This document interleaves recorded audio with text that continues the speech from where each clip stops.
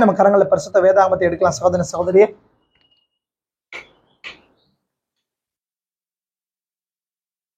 நம்ம இன்னொருமாய் நம்ம கரத்துல பரிசுத்த வேதாகமத்தை எடுத்து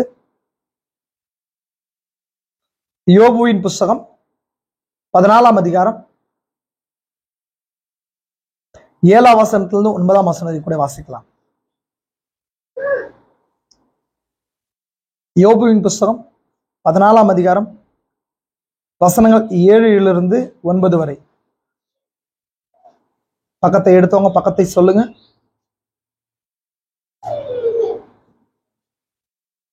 பக்கத்தை எடுத்தவங்க பக்கத்தை சொல்லுங்கன்னு சொன்ன.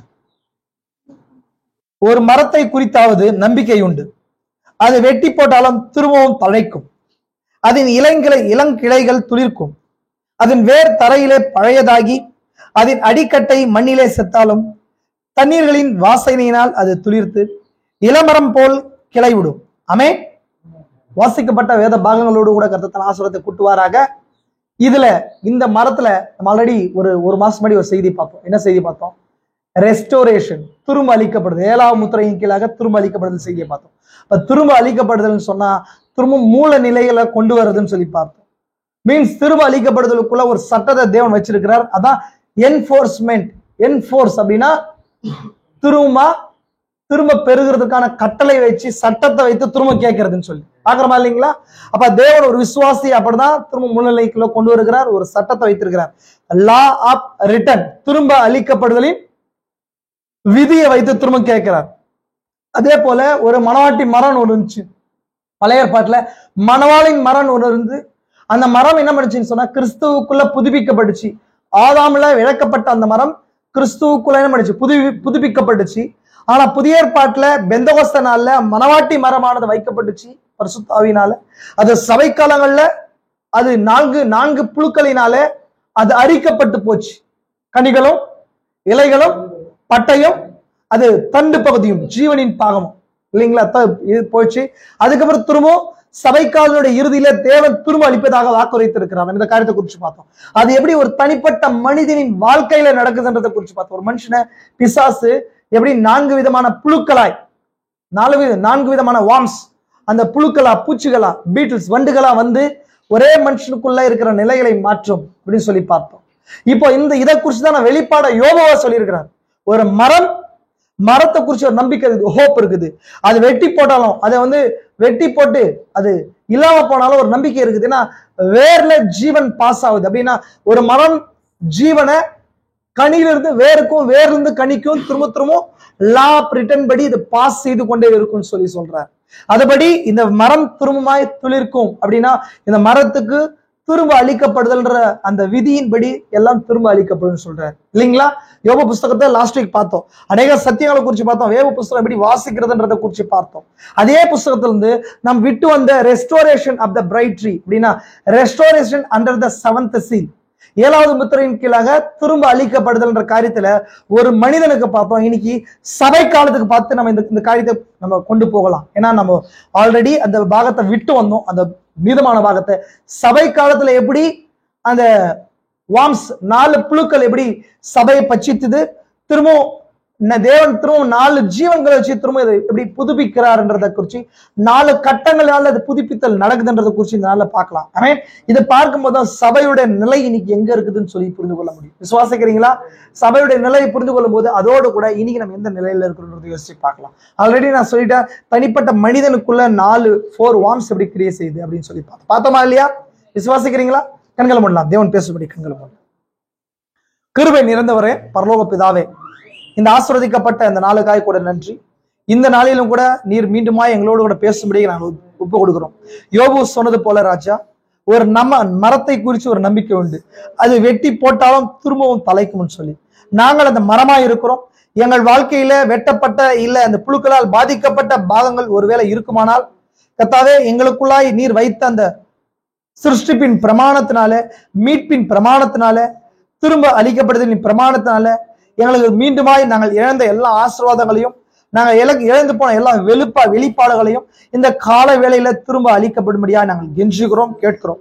இதனால நீர் தோற்றத்தை மாறாதவர் கர்த்தாவே, நீர் தோற்றத்தை மட்டும் மாற்றிக்கொண்டு நீர் மாறாதவராக இருந்து அதே தேவன் அடியருடைய நாவுகளை பிடித்து பேசுங்க.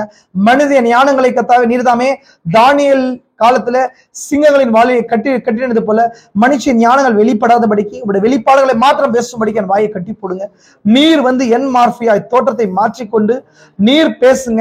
இந்த லோகோஸ் இங்க எங்களோடு கூட இடைப்படுவீராக. இங்க இருக்கிற பிள்ளைகளுடைய இருதயங்களோடு கூட இடைப்படுவீராக ராஜா. பலப்படுத்துங்க. வந்திருக்கிற பிள்ளைகளுடைய இருதயங்கள் மாற்றப்படுத்தும். அதே போல ஆன்லைன்ல கேட்கப்படுகிற இந்த செய்திக்கென்று இருக்கிற மனவாட்டியின் பாகத்துக்காய் கூட நன்றி. அவர்களுக்கு கூட கர்த்தாவே இந்த செய்தி கேட்டு மறுரூபம் அடைய கிருபைங்க.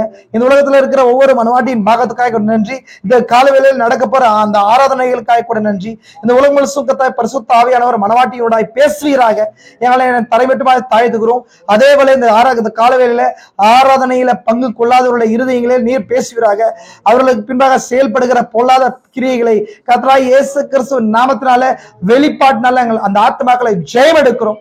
மீண்டுமாய் கொண்டு வாருங்க, பலப்படுத்துங்க, ஆசீர்வதிங்க. இந்த நாள்ல இங்க இருக்கிற எல்லா விதமான அவிசுவாசத்தின் தன்மைகள், கனநித்திரன் ஆவிகள், சோர்வின் ஆவிகள், பாதாளத்திலிருந்து கிரியை செய்கிற எல்லா தன்மைகளை எடுத்து போடுங்க. கர்த்தாவே நீர்தாமே உந்துதலின் மனவெழ்ச்சியும் இந்த செய்தியானது எங்களுக்கு கொடுக்கட்டும் ராஜா. பெரிய காரியங்களை செய்யுங்க, ஆசீர்வதிங்க. எங்கள் வாழ்க்கையில இருக்கிற கேள்விகளுக்கு நீர் பதிலாய் இந்த காலவெளியில பேசுங்க. இயேசு கிறிஸ்துவின் பரிசுத்த நாமத்திலே ஆமென். நம்ம அப்படியே உட்காரலாம்.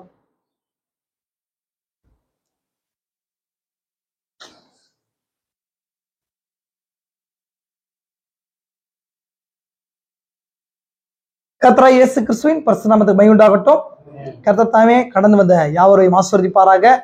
தேவன் நம்மளோட கூட இருப்பாராக. சகோதர சகோதரியே, சரி, நம்ம லாஸ்ட் வீக் பார்த்த அந்த காரியங்களை சின்ன ஒரு ரீகால் மட்டும் பார்த்துட்டு இந்த நாள் செய்திக்கு நேரம் போகலாம். ஆமென். லாஸ்ட் வீக் என்ன காரியத்தை குறித்து பார்த்தோம்? நம்ம யோபு புஸ்தகத்தை குறித்து பார்த்தோம் இல்லைங்களா? யோபு புஸ்தகம் எதுக்காக கொடுக்கப்பட்டுச்சுன்னு சொல்லி பார்த்தோம். பிரத்யேகமா ஒரு நீதிமானுக்கு துன்பம் வருகிறது, ஏன் துன்பம் வருதுன்றதை குறித்து பார்த்தோம். புரிஞ்சுங்களா உங்களுக்கு? யோபு புஸ்தகம் எதை முக்கியமா பேசுதுன்னு சொல்லி பார்த்தோம். நம்ம முக்கியமான காரியம் நீதிமானுக்கு எப்படி துன்பம் வருதுன்றதை குறித்து பார்த்தோம். யோபு புஸ்தகத்துல உயிர்த்தெழுதலை குறித்து பார்த்தோமா இல்லைங்களா?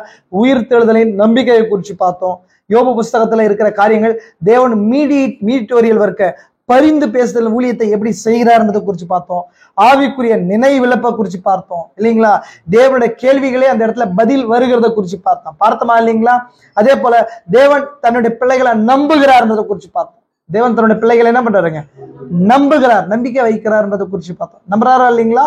நம்புகிறார்ன்றதை குறித்து பார்த்தோம். யோபு புஸ்தகம் என்ன வருதுன்னு சொன்னா புக் ஆஃப் பாடி சேஞ்சிங், திரும்ப சரீரம் மறுரூபப்படுத்தல கொண்டு வருகிற புஸ்தகம் பார்த்தோம். அதே போல யோபு புஸ்தகம் ஒரு உயிர்த்தெழுதலை கொண்டு வருகிற புஸ்தகம் சொல்லி பார்த்தோம்னால அநேக விஷயங்களை குறித்து பார்த்தோம் இல்லைங்களா? அப்ப யோபு புஸ்தகத்துல யோபுக்கு அறிஞ்ச விஷயம் சொன்னா தான் யாருன்ற கேள்விக்கு அவர் பதில் தெரியும் போது அவர் எங்க இருக்கிறார்ன்றதை புரிஞ்சு கொள்ள முடிஞ்சு, எங்க போகிறார்ன்றதை குறித்து புரிஞ்சு கொள்ள முடிஞ்சு. தேவன் கேட்டாரா இல்லைங்களா? யோபு புஸ்தகம் வெறும் கிழக்கத்திய புத்திரர் உள்ள அந்த பகுதியில இருக்கிற ஒரு அதிபதி மட்டுமல்ல, அவர் உலக தோற்றத்தினுடைய வானபூமி சிருஷ்டிக்கப்படும் முன்னே அவர் எங்க இருந்தார்ன்ற கேள்வி அவர் இடத்த கேட்கப்பட்டுச்சு. அதே போல இந்த நாட்கள்ல தேவன் பூமி அஸ்திபாரப்படும் முன்னே நீ எங்க இருந்தீங்க அப்படின்ற அந்த ரகசியம் உங்களுக்கு புரியும் போது இன்னைக்கு நம்ம ஏன் இந்த பூமியில பரீட்சிக்கப்படுகிறோம்ன்ற அந்த ரகசியம் புரியும்.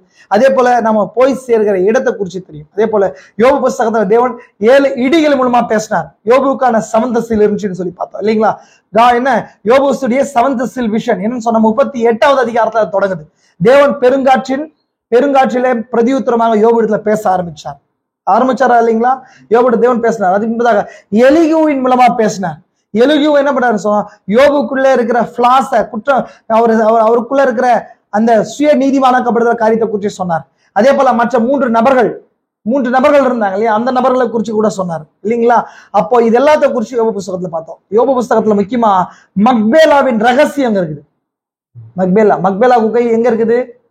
பாலஸ்தீன தேசத்துல இருந்துச்சு. அந்த இடத்துலதான் யோபுடைய கல்லறை இருந்துச்சு சொல்லி சொல்றாரு. நம்ம அந்த காரியத்தை குறித்து பார்த்தோம். அதனாலதான் அந்த ரெவலேஷன் அப்ரகாமுக்கு தெரிஞ்சு அப்ரகாமு கூட மம்ரே அந்த இடத்துல மக்பேலாவுல குகை வாங்கி அந்த இடத்துல கோத்திர பிதாக்களும் முற்பிதாக்களும் என்ன பண்ண மாட்டாங்க, அங்க அடக்கம் பண்ண மாட்டாங்க. அங்க தாவீதுடைய கல்லறை இருந்துச்சு. இந்த மாதிரி எல்லா விஷயங்களும் இருக்குது. ஏன்னா அந்த இடத்துல தாமே என்ன இருக்கணும்? உயிர்த்தெழுதல் நடக்கணும்னு சொல்லி அந்த இடத்துல தான் என்ன நடக்கணும்? உயிர்த்தெழுதல் நடக்கணும்னு சொல்லி நம்ம பார்க்கிறோம். விசுவாசிக்கிறீங்களா? உயிர்த்தெழுதல். அதே போல அப்ப என்ன அர்த்தம்னு சொன்னா, ஒரு சோசன் பிளேஸ் இருக்குது, உயிர்த்தெழுதலுக்கான ஒரு இடம் இருக்குது. அந்த இடத்துக்கு வரும்போது தான் என்ன நடக்கும்? உயிர்த்தெழுதல் நடக்கும். அப்போ நம்ம எங்க உயிர்த்தெழுவோம்? கிறிஸ்துவுக்குள்ள. அந்த மக்களா என்ன இருக்குது? கிறிஸ்துவா இருக்கிறார். கிறிஸ்துவுக்குள்ளதான் நமக்கு ஒரு உயிர்த்தெழுதல் இருக்குதுன்னு சொல்லி நம்ம பார்க்கிறோம். பார்த்தோமா இல்லைங்களா? கிறிஸ்துவுக்குள்ள ஒருத்தர் என்ன பண்ண முடியும்? சொல்றாரு, கிறிஸ்துவுக்குள்ள மரணம்ன்றது கிடையாதுன்றார். நம்ம 1 தெசலோனிக்கர் 4 அதிகாரத்துல பாக்குறோமா இல்லைங்களா? மரித்தவர்களை குறித்து நம்பிக்கையற்றவர்களாகிய சிலரை போல நீங்க இருக்காதீங்க. கர்த்தத்தாமே ஆரவாரத்தோடும் பிரதான தூதனுடைய தத்தத்தோடும் தேவ எக்காலத்தோடும் இறங்கி வருவார் இல்லைங்களா? இன்னொரு தீர்ப்பு சொல்ல, கிறிஸ்துவுக்குள்ள மரணம்ன்றது இல்ல, கிறிஸ்துவுக்குள்ள இளைப்பாறுதல் தான் நமக்கு உண்டு.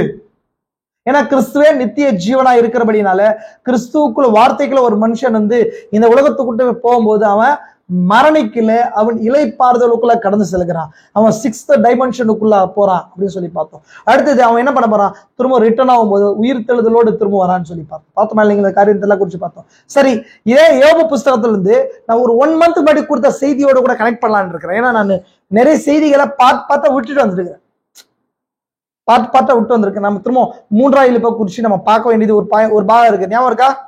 3ஆம் எழுப்பின் 3ஆம் பாகத்தை குறிச்சு பார்க்கணும்னு சொல்லி சொன்னாங்க. ஃபர்ஸ்ட் பாகத்தை குறிச்சு பார்த்தோம். ஃபர்ஸ்ட் பாகம் என்ன? 3ஆம் எழுப்புல இருக்க முதல் பாகம் என்னங்க? உரைக்கப்பட்ட வார்த்தையின் மூலமா சிருஷ்டிப்பு. பார்த்தோமா இல்லைங்களா? தீர்க்கதரிசி வாழ்க்கையில நடந்த 5 இன்சிடென்ட் மூலமா உரைக்கப்பட்ட வார்த்தை மேனிஃபெஸ்ட் ஆச்சு, தோற்றம் வெளிப்படுச்சு இல்லையா? பார்த்தோமா இல்லையா? கில்பிஷ் மீன் உயிர்த்தெழுதல் அடைஞ்சு, அணில் சிருஷ்டிக்கப்பட்டுச்சு, மேடாபராயுடைய டியூமர் கட்டி சுகமாச்சு, ஆட்டிரைட்டுடைய பிள்ளைகள் ரட்சிப்பை பெற்றுக்கொண்டாங்க, கேலரோடான்ற ஊர்ல புயல் என்னாச்சுங்க? வார்த்தையினால அடக்கப்பட்டுச்சு. அப்போ அதுதான் உரைக்கப்பட்ட வார்த்தையின் மூலமாக வார்த்தை மேனிஃபெஸ்ட் வெளிப்படுவது. 2வது வார்த்தை வெளிப்படுது, 7 முத்திரைகள் திறக்கப்படுவது. அந்த காரியத்தை குறிச்சும் பார்த்தோம். 3வது காரியம் தான் காவலில் உள்ள ஆத்மாக்களுக்கு பிரசங்கிப்பது. இந்த காரியத்தை பார்க்கல இன்னும். ஆன்லைன்ல பார்த்தவங்க கூட கேட்டாங்க, இந்த எம்ரதர் 3rd பார்ட் எடுக்கலன்னு சொல்லி. புரியுதுங்களா உங்களுக்கு? ஏன்னா நீங்க இருக்கிறவங்க மறந்துட்டீங்க. அப்ப செய்தியை நீங்க எப்படி வாட்ச் பண்றீங்க பாருங்க. நீங்க என்ன பண்ணணும்? பிரதர் இந்த செய்தி நீங்க பேசலன்னு என்கிட்ட கேட்கணும். நீங்க ஷார்ப்பா இருக்கணும். எனக்கு செய்தியை பயமுறுத்தணும். நீங்க எப்படா செய்தி கொடுக்குறது அப்படின்னு யோசிக்கணும். அந்த பயமுறுத்தணும். அந்த மாதிரி பிள்ளைகளா நீங்க என்ன பண்ணுங்க இருக்கணும். புரிஞ்சா உங்களுக்கு? அதுக்கான 3rd பார்ட் பேசாம விட்டுட்டோம். நம்ம பேசுவோம், ஒரு நாள் கண்டிப்பா பேசுவோம். ஆல்ரெடி யூடியூப்ல அந்த செய்தியெல்லாம் பேசிட்டு இருக்கிறேன். எகைன் நீங்க வரும்போது இன்னும் எளிமையா பேசி கொண்டிருக்கிறேன். 3ஆம் எழுப்பை குறிச்சு நான் ஆல்ரெடி ஃபுல் சீரியஸ் யூடியூப்ல பேசியாச்சு இருக்கு. ஃபுல் சீரியஸ் இருக்கு. காவல் ஆத்மாக்களுக்கு பிரசங்கிப்பது எப்படி? காவல் ஆத்மாக்கள் பிரசங்கிப்பது தீர்க்கதரிசி காலத்துல நடந்துச்சு.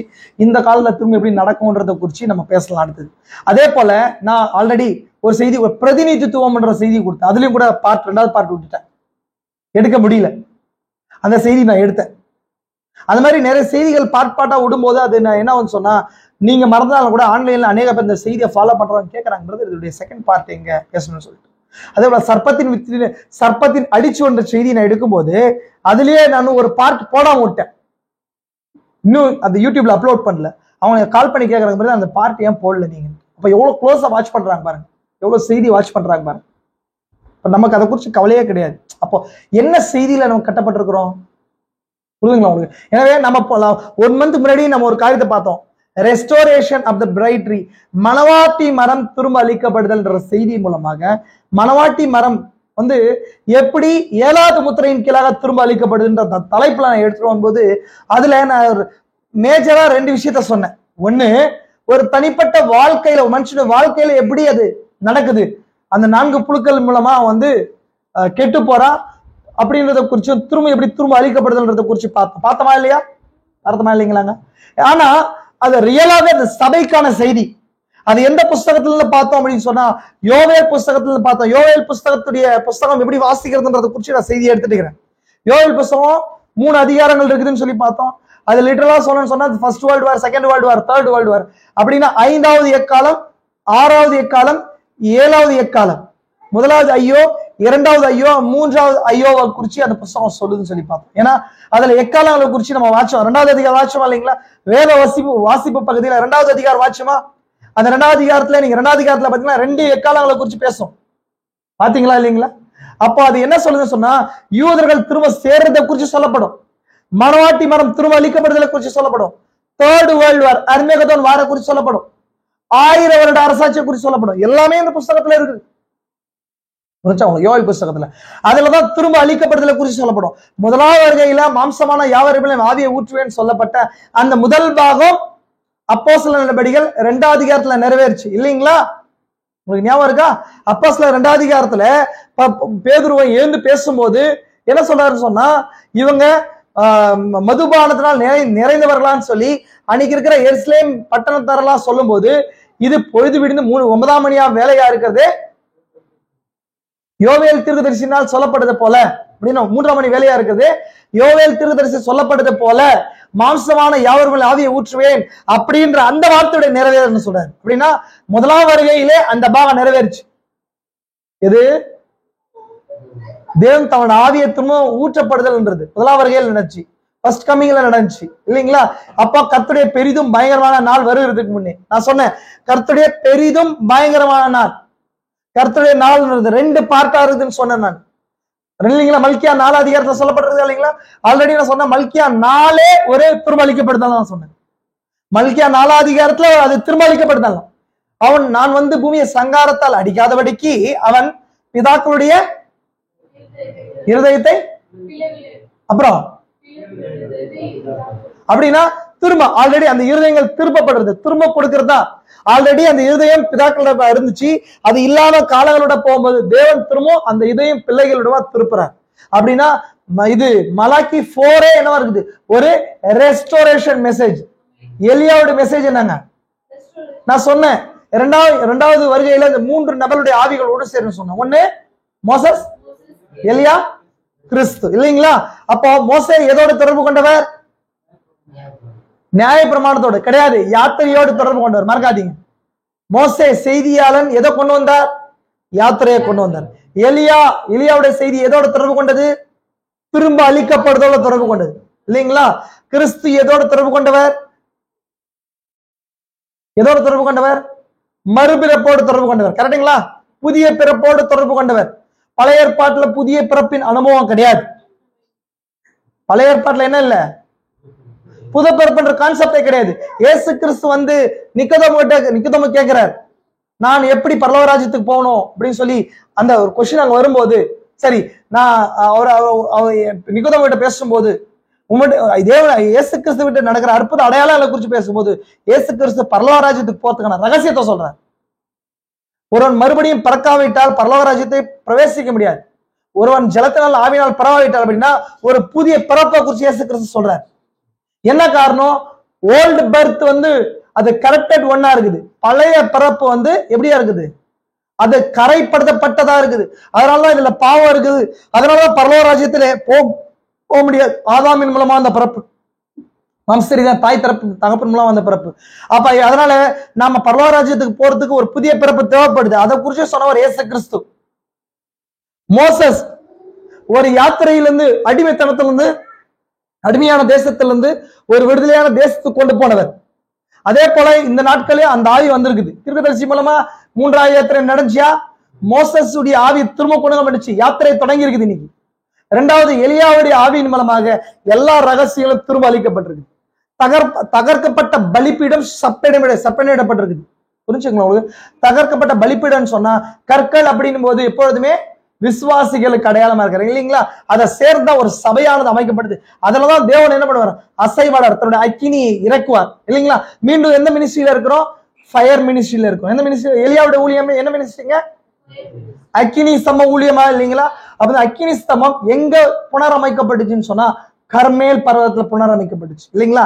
எப்போ அப்படின்னு சொன்னா தகர்க்கப்பட்ட பலிப்பீடம் எப்போ சப்பனிடப்பட்டுச்சோ அந்த இடத்துல திரும்ப அக்கினி இறங்கி வச்சு. அப்ப இந்த செய்தியாளன் வந்து அந்த கற்கள் உபதேசங்களாவும் இருக்குது, ஜனங்களாவும் இருக்கிறாங்க, உபதேசங்களாவும் இருக்குது. அந்த உபதேசங்கள்லாம் ஒரு சேரப்படும் போது சபை காலங்கள்லாம் தளர்ந்து போன கற்கள்லாம் ஒண்ணு சேர்த்து வரும்போது ஸ்டோன் ஒரு ஸ்டோன் சின்ன கல் எதுக்கு அடையாளமா இருக்குது? வெளிப்பாட்டுக்கு அடையாளமா இருக்கு இல்லைங்களா? புரிஞ்சா இல்லைங்களா? அப்ப அந்த கற்களை ஒண்ணு சேர்த்தும் போது ஒரு முழுமையான பலிப்பீடம் வரும்போது அந்த இடத்துல என்ன வருது? அக்கினி ஸ்தம்பம் இறங்கி வரதை குறிச்சு பாக்குறோம். அதுவும் ஒரு ரெஸ்டோரேஷனுக்கு அடையாளமா இருக்கு. புரிஞ்சா இல்லைங்களா? இது எல்லாமே திரும்ப அளிக்கப்படுதல் தான். அப்ப தீர்க்கதரிசி செய்தி வந்து 62ஆம் வருஷத்துல கொடுக்குறாரு, மணவாட்டி மரம் திரும்ப அளிக்கப்படுதல் சொல்லி. Restoration of the bride tree, மணவாட்டி மரம் திரும்ப அளிக்கப்படுதுன்னு சொல்லி. இப்போ அந்த திரும்ப அளிக்கப்படுதலை குறிச்சு திரும்ப சின்ன ரீகால் பண்ணிட்டு நான் ஃபாஸ்டா இந்த செய்தி முடிக்கலாம்னு நினைக்கிறேன். ரொம்ப நேரம் எடுத்துக்க விரும்பல. நான் ஆல்ரெடி எல்லாம் எடுத்துட்டேன். நான் ஃபாஸ்டா போலாம்னு நினைக்கிறேன். அது சபைக்காலங்களுக்குள்ள டைரக்டா சபைக்காலங்களுக்குள்ள போயிடலாம்னு நினைக்கிறேன். சின்ன ரீகால் மட்டும் தான் கவனிங்க நல்லா. ரெஸ்டோரேஷன் சொன்னா என்ன அர்த்தம்னு சொல்லி பார்த்தேன். திரும்ப அளிக்கப்படுதல் என்னன்னு சொல்லி பார்த்தோம். ஞாபகம் இருக்கா? திரும்ப அளிக்கப்படுதல்னா உரிமை வற்புறுத்தப்படுதல். வற்புறுத்தப்பட்டு எந்த ஒரு பொருளையும் அதுக்குரிய உரிமையாளரிடம் கொண்டு வர வேண்டும் என்றால் எப்படியோ அது உரிமையாளரை விட்டு சென்று எல்லா இடங்களிலும் சுற்றி திரிந்து அதற்கு சொந்தமான இடத்தில் திரும்ப அளிக்க வேண்டுமானால் அதை வற்புறுத்தப்பட்டு சட்டம் நமக்கு உரிமை உண்டு. அப்படின்னா ஒரு பொருள் என்னுடைய பொருள் தான், நான் திரும்ப அளிக்கப்படுதல்ன்றத குறிச்சு மட்டும் பேசுறேன். ஒரு சுகம் என்னுடையதுதான், எனக்கு இந்த வியாதி இல்லாம தான் சிருஷ்டிக்கப்பட்ட, வேதனை இல்லாம சிருஷ்டிக்கப்பட்ட, கண்ணீர் இல்லாம சிருஷ்டிக்கப்பட்ட, இதெல்லாம் என்னை விட்டு போகும்போது தேவன் திரும்ப நம்ம கொண்டு வரதுக்கு ஒரு லா வச்சிருக்கிறார். என்ன வச்சிருக்கார்? சட்டத்தை வச்சிருக்காரு. அந்த சட்டத்தின்படி என்ன பண்ணலாம்? என்கிட்ட இருந்து பறித்து கொள்ளப்பட்ட எல்லா காரியங்களும் நான் உரிமையை வற்புறுத்தி கேட்கலாம். அதான் லா ஆஃப் ரிட்டர்ன் சொல்லி நான் சொன்னேன். லா திரும்ப அளிக்கப்படுதலின் விதி. அதபடி அப்ப அது லா ஆஃப் ரிட்டர்ன் செயல்படுத்துறதுக்கு என்போர்ஸ்மெண்ட் அங்க தேவைப்படுதுன்னு சொல்லி. என்போர்ஸ்மெண்ட் என்ன அர்த்தம்? வற்புறுத்துதல்.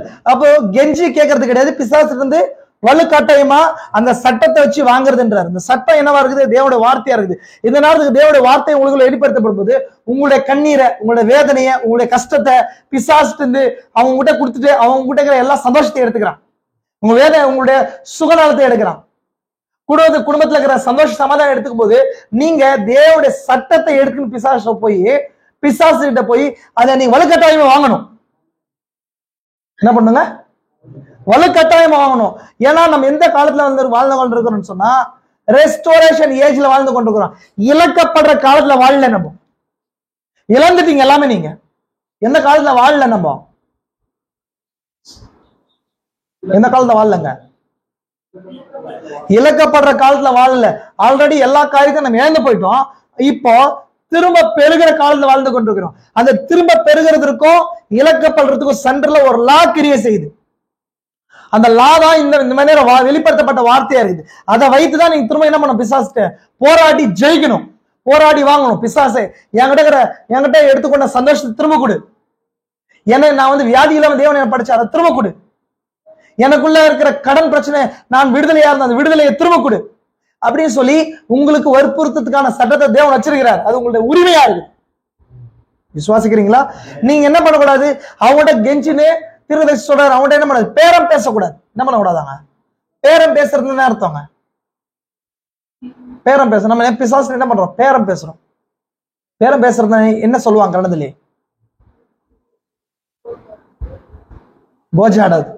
கோஜாடாது.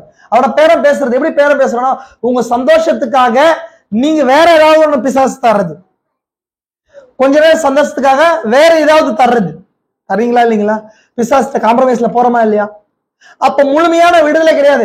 இப்போ நீங்க கொஞ்ச நேரம் உங்க சந்தோஷத்துக்காக வேற ஏதாவது ஒண்ணுதான் அவங்ககிட்ட திரும்ப அடமானமா வைக்கிறோமா இல்லையா? ஆனா தேவன் அப்படி நம்ம படைக்கல. தேவன் அவனது பிடிங்கிறதுக்கு ஒரு சட்டத்தை நமக்கு வச்சிருக்கிறார்.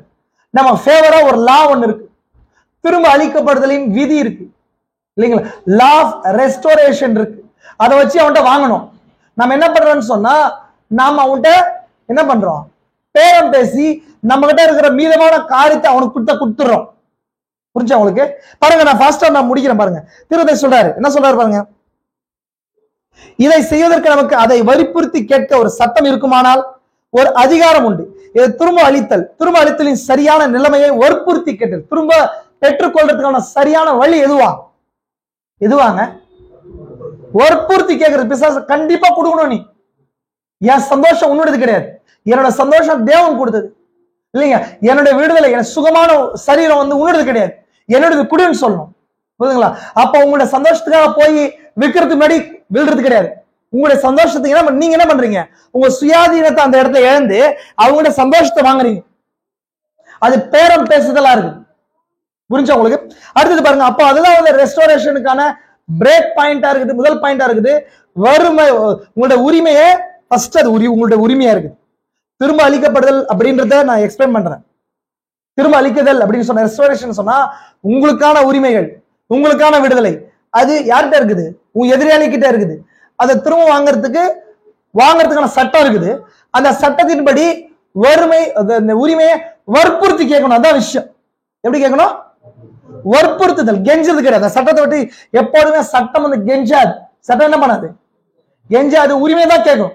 அப்ப அதுதான் ஃபர்ஸ்ட் பேசிக்கா இருக்குது. இப்ப இதுக்கு முன்னாடி எப்படி அது போச்சு அப்படின்ற அந்த விஷயத்தை நீங்க புரிந்து கொள்ளும் இல்லையா? நம்ம பார்த்தோம், ஒரு தனிப்பட்ட மனுஷன் ஒரு மரமா இருக்கிறான். தனிப்பட்ட மனுஷன், அதான் தாவீது புத்தகத்துல பார்த்தோம் இல்லைங்களா? என்ன சொல்றாரு? துன்மார்க்கருடைய ஆலோசனை நடவாமல், பாவிகளுடைய வழியில் உட்காராமல், பரியாசக்காரர் உட்காரும் இடத்தில் உட்காராமல், கர்த்தருடைய வேதத்தில் பிரியமாய் இருக்கிற மனுஷன் பாக்கியவான்.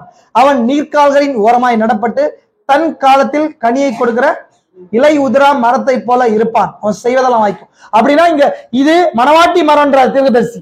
அது என்ன மரமா இருந்துச்சு? தாவீது பார்த்த மரம் அந்த மணவாட்டி மரம். அப்ப அந்த மணவாட்டி மரம் எப்படி எழுந்துச்சுன்னு சொன்னா, அங்க ஒரு 3 மிஸ்டேக் பண்றாரு. என்ன மிஸ்டேக்? முதல்ல அந்த வசனம் எப்படி ஸ்டார்ட் ஆகுது? நீதிமான்கள் ஃபர்ஸ்ட் துன்மார்க்கருடைய ஆலோசனைப்படி நடவாமலும், பாவிகள் வழியில் நில்லாமலும், பரியாசக்கார உட்காரும் இடத்தில் உட்காராமலும், இப்படி காமெடியா சொல்லுவாங்க. துன்மார்க்கருடைய ஆலோசனைப்படி நடாம ஃபர்ஸ்ட் ஆலோசனை கேட்டாதான், ஃபர்ஸ்ட் காது கொடுத்து கேட்டாதான் அங்க நிப்பாதான் நின்றாதான் உட்காருவோமா. என்ன செய்வோமாங்க? ஃபர்ஸ்ட் ஏதோ ஒரு சத்தத்தை, மேய்ப்பனுடைய சத்தத்தை அல்லாமல் வெளியில இருக்கிற சத்தத்தை ஃபர்ஸ்ட் காது எடுத்து கேட்டாதான் அந்த இடத்துல நிப்போம். நின்றாதான் அந்த இடத்துல உட்காருவோம். உட்காரும் போது நம்ம எல்லா காலத்தையும் எழுந்துருவோம். இப்போ உட்காமரம் இருந்து கர்த்தருடைய வேதத்தில் பிரியமா இருக்கிற மனுஷன் பாக்கியவான்.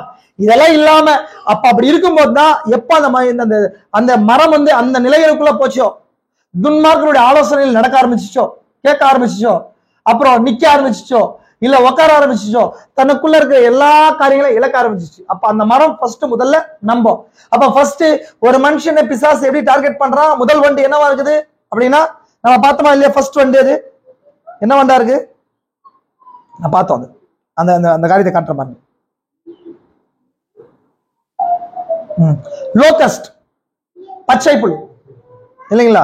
லோகஸ்ட் ஃபர்ஸ்ட் அது வந்து என்ன பண்ணுச்சுன்னு சொன்னா, தனிப்பட்ட மனுஷன் வாழ்க்கையில உலகத்தின் ரீதியில ஒரு மனுஷன் போறான், ஆலோசனையை கேட்கிறான், காது கொடுத்து என்ன பண்றான்? கேட்கிறான். அடுத்தது என்ன பண்ணுவான்? அந்த இடத்துல நிப்பான். அடுத்தது என்ன பண்ணுவான்? உட்காருவான், அவங்களோட கூட ஐக்கியப்படுவான். இப்போ இந்த நேரத்துல பிசாசு ஃபர்ஸ்ட் என்ன பண்றான்? கனிகளுக்கு அந்த மனுஷனுக்குள்ள இருக்கிற ஆவிக்குரிய கனிகளை எடுத்து போடுறான். அந்த மனுஷனுக்குள்ள இருக்கிற ஆவிக்குரிய கனிகள் பார்த்தோம், 9 கனிகளை குறிச்சு பார்த்தோம். ஃபர்ஸ்ட் அவன் தூக்கிற கனி எதுவா இருக்குதுன்னு சொல்லி பார்த்தோம். ஞாபகம் இருக்கா? ஃபர்ஸ்ட் அவன் தூக்குற கனி என்னவா இருக்குது? அன்பா இருக்கு, டிவைன் லவா இருக்குன்னு சொல்லி பார்த்தோமா இல்லைங்களா? அதுக்கப்புறம் பிரதர்லி கைண்ட்னஸ் தூக்குறான் அப்படின்னு சொல்லி பார்த்தோம். இல்ல ரட்சிப்பின் சந்தோஷத்தை தூக்குறான்னு சொல்லி பார்த்தோம் இல்லைங்களா?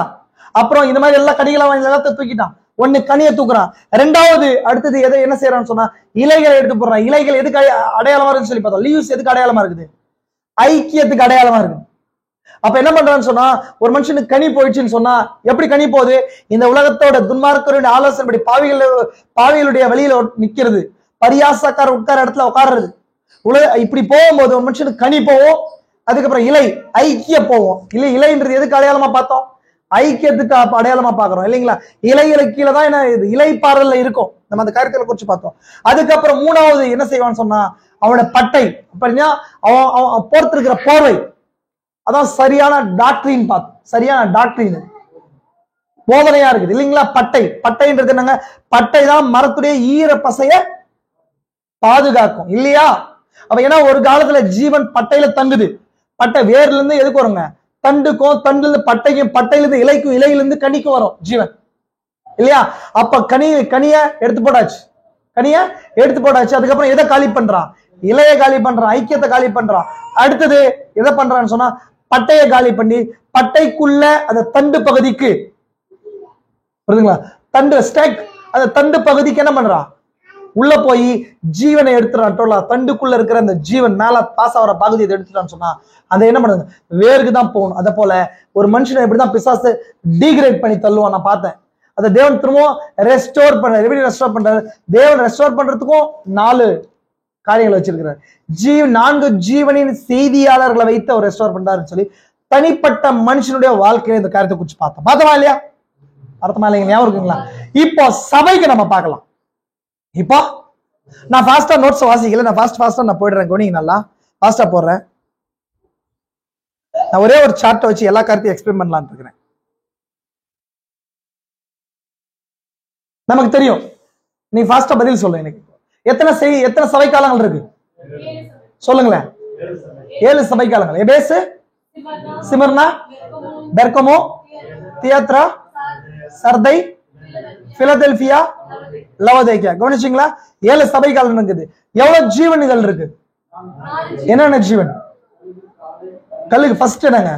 சிங்கம், காளை, மனுஷமுகம், கல்லுக்கு.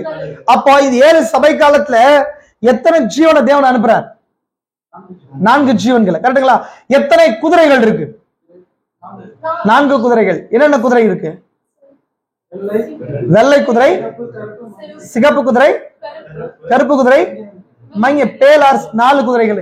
எதுக்கு சொல்றேன்னா இதெல்லாம் இப்ப உங்களுக்கு நான் இது பேசுறதான் நெக்ஸ்ட் இந்த திரும்ப அளிக்கப்படல எப்படி கிரியை செய்யுது, அப்படின்னு சபை காலங்கள் எப்படி கிரியை செய்யுது, சபை எங்க எழுந்துச்சு, எப்ப பெற்றுக்கொள்ற குறிச்சு உங்களுக்கு புரியும். புரிஞ்சுங்களா உங்களுக்கு? அப்போ ஒரே சபை காலத்துடைய செய்தியாளர் யாரு? சபை கால செய்தியாளர்கள் யாருங்க?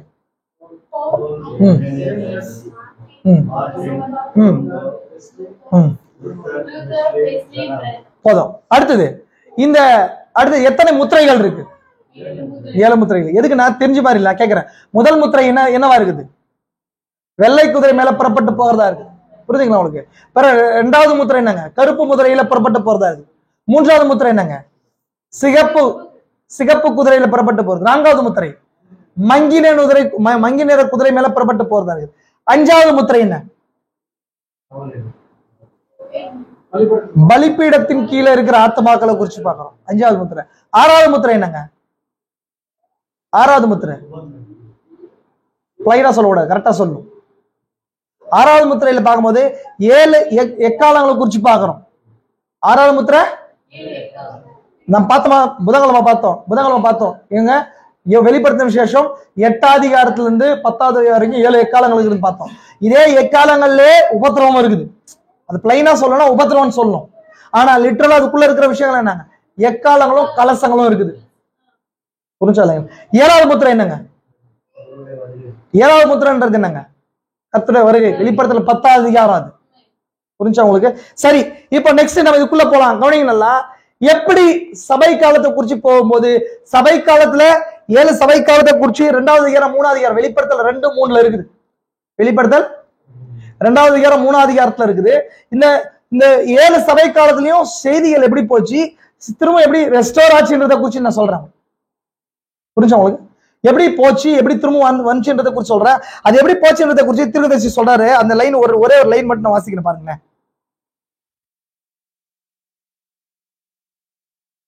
ஆதி சபையில் இருந்த அந்த பட்டைப்புழு ரோவாபுரியாகும். முதலாவதாக அது பெந்தகோஸ்தினர் குழு, பெந்தகோஸ்தே ஸ்தாபனங்கள் இல்லை ஐயா, ஸ்தாபனத்தை உண்டாக்கி கொள்ளவும் எதுவும் மறித்து விடுகிறது.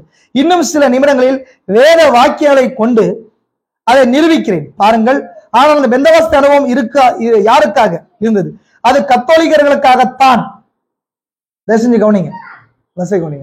இப்போ சபை காலம் எங்க ஸ்டார்ட் ஆச்சு? நான் சின்ன டிராயிங்கோட ஸ்டார்ட் பண்றேன்.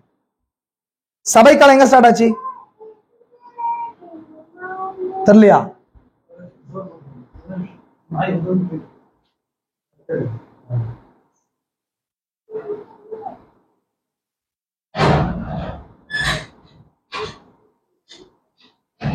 கவனிக்கிறீங்களா? தேசம் கவனிக்க.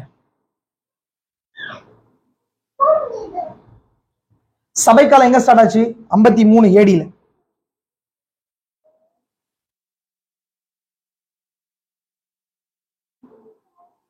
கரெக்டுங்களா? 53 கிறிஸ்துவுக்கு 53 வருஷத்துல இல்லையா?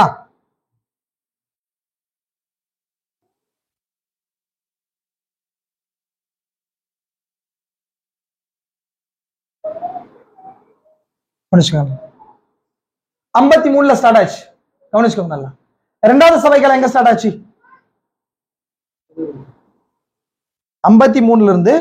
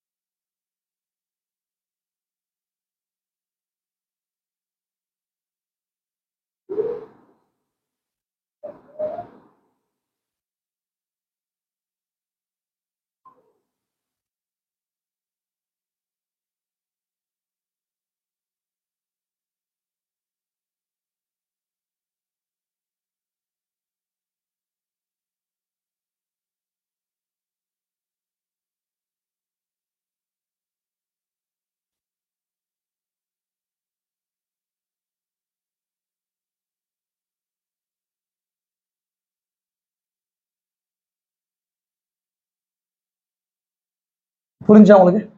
என்ன புரிஞ்சுங்க? இது முதல் சபையின் காலம், இது இரண்டாவது சபையின் காலம், இது 3, இது 4, 5, 6, 7. கவனிச்சுக்கோ நல்லா. 7 சபை காலங்கள் வருது. முதல் சபையின் காலம் 53 ஸ்டார்ட் ஆகுது. 53 ஸ்டார்ட் ஆகி 170 முடியுது. கவனிச்சுக்கலாம். ஆனா கவனிச்சுக்கோ நல்லா, ஒரு சபை முடியும் போது இன்னும் சபை வர்றது கிடையாது. தீர்க்கதரிசி சொல்ல எக்ஸ்போஷன் ஆஃப் 7 சர்ச்சஸ்ல இது என்னன்னு சொன்னா, இது ஒட்டுமொத்தமா சொன்னா இது இப்படி சொல்ற பாருங்களேன்.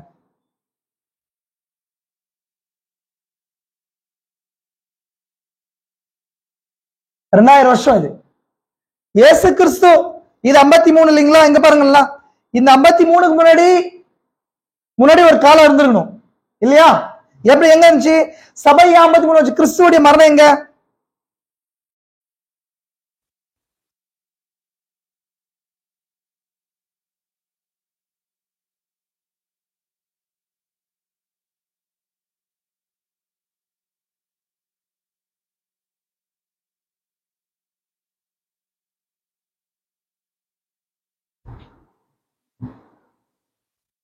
AD 30, அதாவது கிறிஸ்து வந்து கிபி 30 மரிச்சாரு இல்லையா? நம்ம எங்க இருக்கிறோம்? 1900 இல்லைங்களா? இது இப்படி போட்டோம்னா இட்டர்னல் வரைக்கும், ராப்சர் வரைக்கும். இங்க நான் 7வது சபை காலம் இங்க போடுறேன் பாருங்க.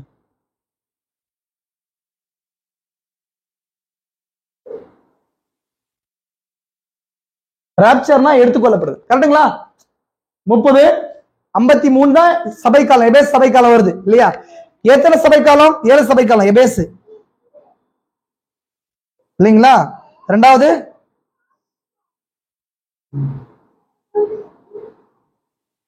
இல்லைங்களா? அப்புறம்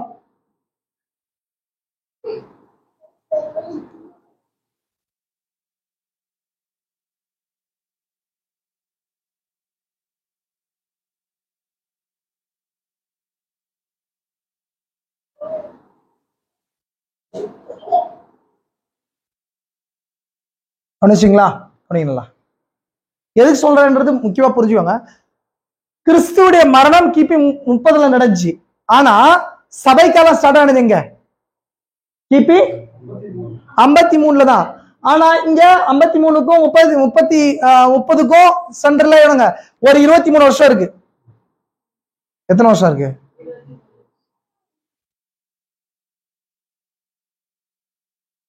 23 வருஷம் இருக்கு. அந்த 23 வருஷம் என்னாச்சு? ஏன் சபை காலம் இங்க ஸ்டார்ட் ஆகல? கிறிஸ்து முடிஞ்ச உடனே பெந்தகோஸ்தே நாள்ல ஸ்டார்ட் ஆன மாதிரி போகல. நோட்ஸ் பாத்துறீங்களா? 7 சபை கால நோட்ஸ். ஆனா இந்த சார்ட் பாத்தீங்கன்னா உங்களுக்கு தெரியும், இங்கதான் ஸ்டார்ட் ஆயிருக்கு, கரெக்டுங்களா? அப்போ இங்க ஒரு கேப் இருக்கு. என்ன காரணம் அப்படின்னு சொன்னா, திரும்ப சொல்றாரு, ஒரு சபை காலம் இன்னொரு சபை காலம் முடியும் போது ஸ்டார்ட் ஆகாது. ஒரு சபை காலம் இன்னொரு சபை காலத்துல வெளியே வருது. ரெண்டும் பிளெண்டா இருக்குது. இப்படி ஒண்ணுல இருந்து ஒண்ணு வெளியே வருது, இப்படி வரும். ஒண்ணுல இருந்து ஒண்ணு வெளியே வரும். புரிஞ்சா உங்களுக்கு? அப்போ இது என்ன காலம்னு சொன்னா பரிபூர்ண மணவாளனின் காலம். ஏங்க, மணவாளன் மரத்தின் காலம், கிறிஸ்துவ மணவாளன் மரம். அப்ப கிறிஸ்துவ மரிச்சாலுமே பெந்தகோஸ்தே ஆவி கிரியை செஞ்சு 23 வருஷம். அதனாலதான் சொல்லுது, நீ ஆதியிலிருந்து கொண்ட பெற்ற அன்பை விட்டாயின்னு சொல்லப்பட்டுச்சு இல்லையா? அப்ப ஆதி அன்பு இருந்த காலம் இந்த காலம். புரிஞ்சுங்களா உங்களுக்கு? அதுக்கப்புறம் தான் 53 செய்தியாளன் பவுல் வராரு. எபேஸ் சபை செய்தியாளன் புறப்பட்டு வந்து செய்தி இப்படி போகுது.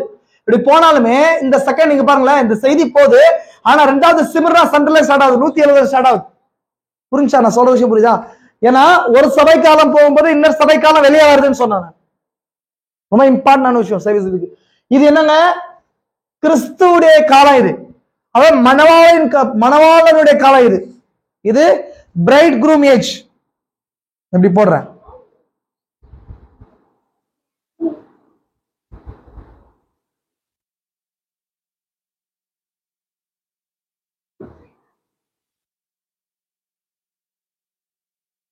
Bright groom age. யாரு பிரைட் க்ரூம்னா? மணவாளன் கிறிஸ்து. அவர் மாம்சத்துல வெளிப்பட்ட காலம் இது. அதுக்கப்புறம் சபை 53 தான் ஸ்டார்ட் ஆகுது. நல்லா சொன்னேன், ஒன்னு போகும்போது இப்படி ஸ்டார்ட் ஆகும் இல்லைங்களா? இந்த சபை போயிட்டே இருக்கும்போது பாதியில இந்த சபை வீழ்ந்து போகுது. இந்த இடம் சொன்ன பாருங்களேன், இந்த இடம் இந்த மார்க் எதுக்கு பண்ணிருக்கேன்னா வீழ்ந்து போகுது, சபை வீழ்ந்து போற இடம் இது. அப்ப தேவன் என்ன பண்றாரு சொன்னா, வேற ஒரு செய்தியாளன் கொண்டு வந்துட்டாரு. செய்தியாளன் யாரு? எரேனியஸ் கொண்டு வந்து செகண்ட் செய்தியாளம் புறப்பட்டு போகுது, செய்தி போகுது இல்லைங்களா? அப்ப இது போயிட்டே இருக்கும்போது இது விழுந்து போச்சு, ஸ்தாபனம். இது நான் செகண்ட் ஹாஃப், இந்த செய்தியுடைய செகண்ட் ஹாஃப் சொன்னேன் இல்லையா, இது ஸ்தாபனம், இது டினாமினேஷன். இந்த பார்ட்ல டினாமினேஷன். ஒரு சபை வந்து வரும்போது என்ன வராது, டினாமினேஷன் வராது, ஒரு பரிபூர்ண செய்தியை கொண்டு வரும். கவனிச்சுக்கோங்க, நல்லா ஆன்லைன்ல பாருங்க, கவனிச்சுக்கோங்க. இப்போ இந்த செய்தி இப்படி வருது இல்லைங்களா, இங்க செய்தி வருது. இந்த பெந்தகோஸ்தே இங்க என்ன வருது, இந்த பெந்தகோஸ்தே இந்த இடத்துல டினாமினேஷன் மாறுது ஃபர்ஸ்ட் ஸ்டாப்ல, இந்த இடத்துல.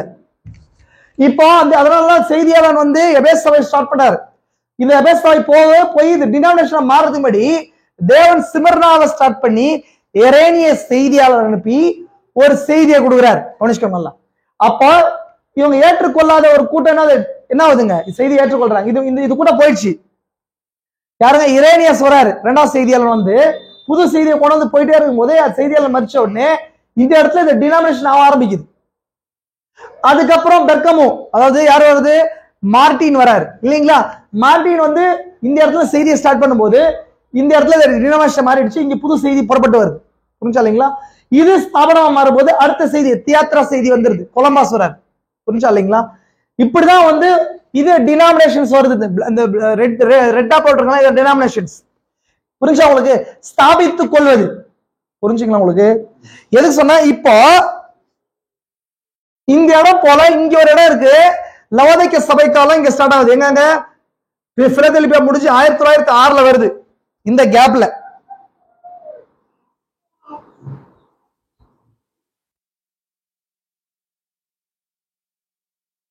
கேப்ல புரிஞ்சுங்களா? அந்த கேப் 1750 இருந்து 1906 வரைக்கும். அதுக்கப்புறம் பிலதெல்பியா வந்து மெத்தோடிஸ்ட் இல்லையா, பிலதெல்பியா மெத்தோடிஸ்ட். இது ஸ்தாபனமா மாறும்போது தேவன் லவோதிக்கே காலத்துல பெந்தகோஸ்தல் ஏஜ் வருது, பரிசுத்தாவி ஊற்றப்படுது. பரிசுத்தாவி 1906 கரெக்டா ஊற்றப்பட்டு போகுது இல்லைங்களா. ஊற்றப்பட்டு போனவனே ஒரு 40 இயர்ஸ் ஆகுது. 1946 எக்ஸாம்பிள் சொல்றேன் உங்களுக்கு. அதுக்கப்புறம் பெந்தகோஸ்தே ஸ்தாபனமா மாறிடுச்சு இல்லையா. இது லவோதிக்கே காலம். உங்களுக்கு திருத சொல்றாரு, நம்ம நீங்க செய்தி படிச்சிருப்பீங்க. லவோதிக்கே சபை காலம் பெந்தகோஸ்தே வாது, கரெக்டுங்களா? லவோதிக்கே சபை காலம் பெந்தகோஸ்தே சபை காலம் இல்லையா. அது வந்து என்னவா மாறிடுச்சு, இப்போ ஸ்தாபனமா மாறின பின்னாடி இந்த கேப் இருக்குது. 7 சபை காலத்துக்கு அப்புறம் சபை காலம் இருக்குதா? 7 சபை காலத்துக்கு அப்புறம் சபை காலம் இருக்குதாங்க? இல்ல. ஆனா இந்த இடம் ஒரு சின்ன லைன் இருக்கு. இப்ப இந்த சபை காலத்துடைய முன்னாடி ஒரு சின்ன கேப் இருக்கா? இது என்ன காலம்? இது இந்த காலம் என்ன காலம்? என்ன காலங்க இது? மணவாளனுடைய காலம் இல்லையா. அப்ப அதே போல இந்த 7ஆம் சபை காலத்துடைய நீட்சி போகுது இல்லையா. இந்த நீட்சியுடைய பேக் இந்த இடத்துலதான் பிரைட் ஏஜ் வரணும், கரெக்டுங்களா? ஏன்னா இங்க என்ன விழுந்துருச்சு, பெந்தகோஸ்தே ஸ்தாபனம் மாறிடுச்சு. ஃபர்தரா ஏஜ் நீட்சி இருக்குது. இப்போ அது 7ஆம் சபை காலத்துடைய நீட்சி தான். ஆனா இது என்னன்னு சொன்னா, இங்க இருந்த பெந்தகோஸ்தே சபை, இங்க இருந்துச்சு பெந்தகோஸ்தே. இது என்ன பெந்தகோஸ்தே காலம், கரெக்டுங்களா? இந்த இடம் என்னங்க, பெந்தகோஸ்தே. AD 30 ஊற்றப்பட்டுச்ச பரிசுத்தாவி, இங்க ஊற்றப்பட்டது போல பெந்தகோஸ்தேல ஊற்றப்பட்டுச்சு.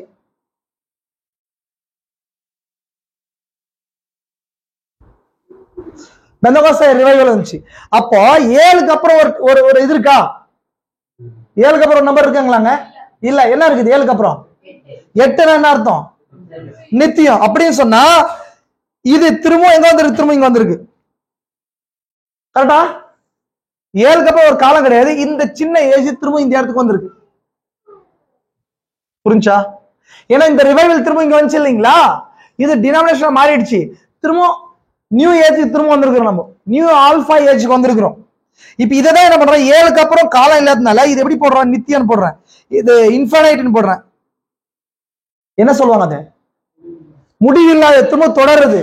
7க்கு அப்புறம் காலம் இல்ல, திரும்ப இந்த இடம் திரும்ப ரெஸ்டோர் ஆயிருக்குது இந்த இடத்துல, கரெக்டா? யார் மூலமா? மணவாள் மூலமா இல்ல, ஒரு செய்தியாளர் அனுப்பி தேவன் திரும்ப ரெஸ்டோர் பண்ணிருக்க இந்த இடத்துக்கு. யாரு? தீர்க்கதரிசியின் மூலமா. புரிஞ்சா இல்லைங்களா உங்களுக்கு? இப்போ மணவாள் குறிப்பிட்ட காலம் இருந்த மாதிரி இந்த யுகத்தின் முடிவுல பரிபூர்ண மணவாட்டி யுகம் ஒண்ணு இருக்குது. நம்ம அந்த யுகத்துல தான் என்ன பண்ணிருக்கோம், இப்போ வாழ்ந்து கொண்டிருக்கிறோம், கரெக்டுங்களா உங்களுக்கு? நான் சொன்னேன் இந்த இடத்துல ஒன்னொன்னு ஸ்தாபனமா மாறிச்சுன்னு சொன்னேன். இதெல்லாம் நாங்க ஸ்தாபனங்களா மாறுது. அந்த சபை காலம் தான். ஆனா அதோடைய செய்தியாளர் தோன்றி வரும்போது முடிவுல, எப்பவுமே செய்தியாளர் தொடக்கத்துல தோன்றதா திருப்பி சொல்றதுல, செய்தியாளர் முடிவுல தோன்றுவான்ற. கரெக்டுங்களா? ஒரு செய்தி வருதுன்னு சொல்றாரு. அது மாதிரி 1906 லவோதிக்கேய சபை காலம், பெந்தெகோஸ்தே காலம் வந்தாலுமே கூட, வரங்கள் திரும்ப அளிக்கப்பட்டாலுமே கூட 1947 வரைக்கும் தீர்க்கதரிசி காட்சிக்கு வரல. நான் சொன்னேன், சொன்னேன், பெந்தெகோஸ்தே 3 மகாபெரிய ஊழியக்காரர்கள் என்ன பண்ணாங்க, அமெரிக்க தேசத்துல எழுப்புதல கொண்டு வந்த ஊழியக்காரர்கள், அடுத்த கடத்துக்கு கொண்டு போன ஊழியக்காரர்கள் இருந்தாங்க. நான் சொன்னா இல்லைங்களா? விகில்ஸ்வர்த் இருந்தார், சார்ல்ஸ் பிரைஸ் இருந்தார், ஆமி மெக்பிர்சன் சொல்லி ஒரு ஊழியக்காரங்க இருந்தாங்க. அவங்க மூலமா என்ன பண்ணுச்சு, அமெரிக்கா முழுசும் பெரிய மினிஸ்ட்ரி நடந்துச்சு. அவங்க காட்சிக்கு போன உடனே 1946 ரிவைவல் திரும்பமா வேர்ல்ட் ரிவைவல் வந்துச்சு. என்ன ரிவைவல் வந்துச்சு? வார்த்தை ரிவைவல் வந்துச்சு. எப்படி? பவுல் மூலமா வந்தது போல. இந்த இடத்துல ஆதி அன்பு போனபடி பவுல் சபையை சரியான இடத்துக்கு கொண்டு வந்தார் இல்லையா 53. அதே போல திரும்ப அதே ரிவைவல் இங்க செய்தியாளர்னா திரும்ப வருது. அப்ப தேவன் என்ன பண்ணான்னு சொன்னா, ஏதோ ஒரு இடத்துல ஸ்டெப் ஃபால் டவுன் வந்திருக்கணும் இல்லையா? அப்படின்னா உபதேசம் வீழ்ந்து போயிருக்கணும். திரும்ப ஏதோ ஒரு இடத்துல திரும்ப உபதேசம் திரும்ப என்ன இருக்கணும், எழுந்திருக்கணும். அப்ப இது எங்க நடக்குதுன்னு சொன்னா, இந்த 7 சபை காலத்துக்கு சென்ட்ரலா நடக்குது, இந்த இடத்துல நடக்குது. அப்ப என்ன பண்றது தெரியுமா, இந்த ஒட்டுமொத்த இந்த 8 பகுதிகள், 7 பார்ட்ல இந்த 8 பகுதிகளை ஃபர்ஸ்ட் 4 பார்ட்ல என்னங்க விழுக நடக்குது. அடுத்த 4 பகுதிகளா திரும்ப தேவன் என்ன பண்றாருங்க, ரெஸ்டோரேஷன் நடக்குது. புரிஞ்சு உங்களுக்கு சபை காலம் புரிஞ்சுவாங்க. நான் அப்பதான் உங்களுக்கு இந்த இதோட நீட்சி உங்களுக்கு புரியும். இந்த 7 நான் 8 பார்ட் சொல்லியிருக்கேன். 1 2 3 4 5 6 7 8 கரெக்டுங்களா? இந்த 8 பார்ட்ல ஃபர்ஸ்ட் 4 பார்ட்ல விழுதல், அடுத்த 4 பகுதிகளா எழுறது. 7 சபை காலத்துல நடக்கிற விஷயம் புரிஞ்சுங்களா உங்களுக்கு? நம்ம என்ன செய்தி பார்த்து கொண்டிருக்கிறோம், மணவாட்டி மரம் திரும்ப அளிக்கப்படுதல். ஏன்னா நான் ஆல்ரெடி சொன்னேன், இங்க மணவாளன் மரம் இருந்துச்சு. மணவாளன் மரமே எந்த மரத்துல இருந்து வெளியே வந்திருக்கு? புரியுதா உங்களுக்கு? ஆதாம் கிட்ட தான் ஏவாள் வெளியே வந்தது இல்லையா? அப்ப தேவன் தீர்க்கதரிசி பெந்தெகோஸ்தே நாள்ல தான் தேவன் மணவாட்டி மரத்தை நட்டார்ன்றான தீர்க்கதரிசி ஆட்சி இருக்கு. நம்ம ஆட்சி காட்டணும் உங்களுக்கு. அப்ப இந்த மணவாளன் மரம் விழுந்து போச்சு, 4 புழுக்கள் மூலமா விழுந்து போச்சு. அப்ப தேவன் திரும்ப 4 விஷயங்களை வச்சு திரும்ப ரெஸ்டோர் பண்ணி இந்த இடத்துல திரும்ப மணவாட்டி மரத்தை வெளியே கொண்டு வர, அதான் பிரைட் ஏஜ்னு சொல்லி சொன்னேன். புரிஞ்சா உங்களுக்கு ஸ்டெப்? அப்போ இந்த விஷயத்த நீங்க புரிஞ்சுக்கிறதுக்கு தான் அதுதான் திருச்சி 1960s மணவாட்டி மரம் திரும்ப அளிக்கப்படுதல். பெந்தெகோஸ்தே நாள்ல இருந்த மணவாட்டி மரம் திரும்ப இந்த நாட்கள்ல திரும்ப அளிக்கப்படுது. அதுக்கான ஸ்டெப்ஸ் 4 ஸ்டெப்ஸ்.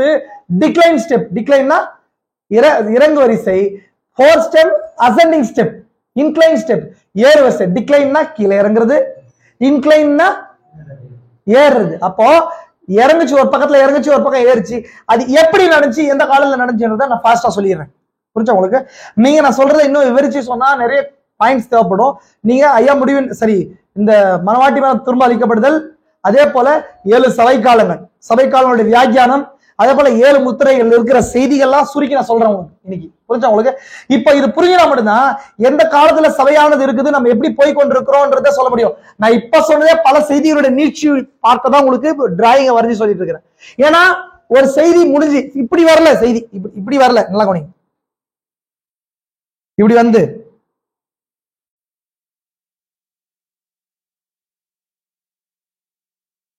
இப்படி வரல. ஒரு சபை காலம் முடியும் போது இன்னொரு சபை காலம் வரல. ஒரு சபை காலம் போய்கொண்டே இருக்கும்போது நடுவில் தேவன் என்ன பண்றாரு, இன்னொரு சபை காலத்தை ஸ்டார்ட் பண்ணிடுறாரு. அதான் விஷயம். அப்ப அதனாலதான் நான் இங்க வரைஞ்சேன், அந்த ஸ்டெப்ஸ் எல்லாம் வரைஞ்சேன். அப்போ நல்லா கவனிச்சுக்கோங்க, எங்க விழுந்துச்சு அப்படின்னு போது 7 சபை காலங்களுக்கும் பரிசுத்தாவினர் செய்தி அனுப்புறாரா இல்லையா? வெளிப்படுத்தல் 2ஆம் அதிகாரம் 3ஆம் அதிகாரத்துல 7 சபை காலங்களுக்கும் 7 சபை கால செய்தியாளர்கள் வராங்க. அந்த செய்தியாளர்கள் வரும்போது எச்சரிப்பின் செய்தி இருக்கு இல்லையா, அந்த எச்சரிப்பின் செய்தியில தான் என்ன காணப்படுதுன்னா இந்த 4 புழுக்கள் காணப்படுது. புரியுதா உங்களுக்கு? இந்த 4 புழுக்கள் எங்க காணப்படுது, ஏன் காணப்படுது?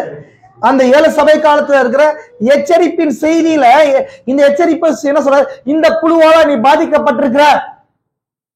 புரியுதா உங்களுக்கு? ஏன்னா நம்ம பாக்குறோம், அது மணவாட்டி மரம், இது மணவாட்டி மரம் திரும்ப அளிக்கப்படுதல் மூலமா அது காணப்படுது. அப்ப தேவன் திரும்பமா அந்த எத்தனை புழுக்கள் இருக்குதா சொன்னேன் நானு? 4 புழு. என்னென்ன புழு?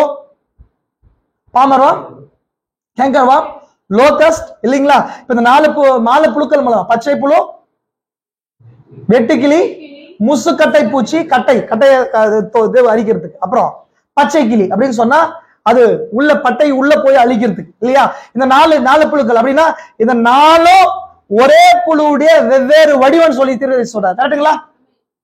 ஒரே பூச்சி தான், ஒரே பூச்சி தன்னை என்ன பண்ணுது, தோற்றத்தை மாற்றிக்கொண்டு வருது. அப்ப இது எங்கேயோ கேள்விப்பட்ட மாதிரி இருக்கு அப்படின்னா, முத்திரைகளுக்கு கீழே வரும்போது 4 குதிரையாளர்கள் தான் இவங்க, 4 புழுக்களும். 4 புழுக்களுக்குள்ள செயல்படுறது ஒரே ஆவிதான். ஆனா 4 ஸ்டேஜஸ்ல கிரியை செய்யுது. ஃபர்ஸ்ட் சொன்ன ஒரே புழு தான் எதை சாப்பிடுச்சுன்னு சொன்னேன், கனியை சாப்பிடுச்சு. அதே புழு தன் தோற்றத்தை மாற்றிக்கொண்டு, அப்படின்னா மியூட்டேஷன் பவர். மியூட்டேஷன் சொன்னா என்ன அர்த்தம்? மியூட்டன்னா தன்னை மாத்திக்கிறது, இடத்துக்கு ஏற்ற மாதிரி மாத்திக்கிறது மியூட்டேஷன் பவர். அப்ப அது மியூட்டேஷன் பவர்னால என்ன பண்ணுதுன்னு சொன்னா, அடுத்தது இலைக்கு போற புழுவா தன்னை மாத்திக்குது. என்னவா மாத்திக்குது? லோகஸ்டா மாத்திக்குது. மூன்றாவது அடுத்தது பட்டைக்கு போற புழுவா மாறுது. அதுக்கப்புறம் உள்ள கட்டைக்கு போற முசுக்கட்டை பூச்சி, கட்டைக்குள்ள போற புழுவா மாறுது. புரிஞ்சா இல்லைங்களா? 4 புழுக்கள். இப்ப இதுதான் சபை காலத்துல பிசாசு வெளியே வரா. எங்க வரா? முத்திரைகளுக்கு கீழே வெளியே வரான். எத்தனை முத்திரைக்கு கீழே வரான்? 4 முத்திரைக்கு கீழே வெளியே வரான். புரிஞ்சா இல்லைங்களா? நான் தான் காட்டுறேன் உங்களுக்கு. அதான் இங்க டிராயிங் போடுறேன். டிராயிங் மூலமா சின்ன சின்ன காரியங்கள் உங்களுக்கு எக்ஸ்பிளைன் பண்றேன் பாருங்க. சின்ன லைன். 4 குதிரைகளும் 4 பூச்சிகளும். அதான் சொல்றேன் உங்களுக்கு. ஒரு கூட்ட மக்கள் ஒரு விஷயத்தை குறித்து ஆலோசனைக்கும் போது ஒருவன் ஒரு விதமாகவும் வேறொருவன் வேறு விதமாகவும் சிந்திப்பான். இவை எல்லாவற்றையும் ஒன்றுபடுத்தும் போது அதன் விளைவு குழப்பம் தான். எதுக்கு சொல்றாருன்னு சொன்னா, இந்த 4 குதிரைகள் எப்படி வந்துச்சுன்றதை தீர்க்கதரிசி சொல்றதுக்காக அதை சொல்றாரு. புரிஞ்சா இல்லைங்களா? அது கீழே நம்ம பாருங்க, தீர்க்கதரிசி சொல்றாரு பாருங்க, முக்கியமான விஷயம். ஞாபகம் கொள்ளுங்கள், இத்தகைய நிலைமையிலும் கூட கடைசி காலத்தில் அவளுக்கு எல்லாவற்றையும் திரும்ப அளிப்பதாக கர்த்தர் யோவேல் 2:25 வாக்களித்துள்ளார். பச்சை புலி விட்டதை வெட்டி கிழித்தினது, வெட்டி கிளி விட்டதை பச்சை கிளி தின்றது, பச்சை கிளி விட்டதை முசுக்கட்டை பூச்சி தின்றது. இவ்விதம் ஒவ்வொரு பூச்சியும் சபை தின்று போட்டு முடிவில் ஒவ்வொரு பூச்சியும் சபை என்ற அந்த மரத்தை, மனவாட்டின்ற மரத்தை, நான் எப்படி ஒரு தனிப்பட்ட மனுஷனோட வாழ்க்கையில ஃபர்ஸ்ட் கனி போகும், ஆவிக்குரிய கனி போகும், அதுக்கப்புறம் ரட்சிப்பின் சந்தோஷம் போகும், சமாதானம் போகும் இல்லையா? இதெல்லாம் கனிகள்ல போகுது. அதுக்கப்புறம் ஒரு மனுஷனுடைய ஐக்கியம் போகுது, சபைக்கு வராம போறான். ஒரு மனுஷன் வாழ்க்கையில என்ன பண்ணுங்க, ஃபர்ஸ்ட் கனிகள் போகும்போது எப்படி கனி போவோம்? அந்த உலகத்தின் ஐக்கியத்துக்குள்ள அவன் போகும்போது, துன்மார்க்கருடைய ஆலோசனை கேட்கும் போது, பாவிகள் வழியில் உட்காரும் போது, பரியாசக்கார உட்கார இடத்துல உட்காரும் போது ஃபர்ஸ்ட் கனியை எடுத்து போடுது. அப்ப அடுத்தது என்ன போகுது? ஐக்கியம். சபைக்கு வர்றதோ சபை ஐக்கியம் போகுது. அடுத்தது என்ன போகுது? அவன் மேல பாதுகாக்கிற பாதுகாப்பின் பரிசுத்தாவின்ற அது உபதேச திரை போகுது. அதுக்கப்புறம் கட்டை ஜீவனின் பாகம் அவனை விட்டு போயிடுது.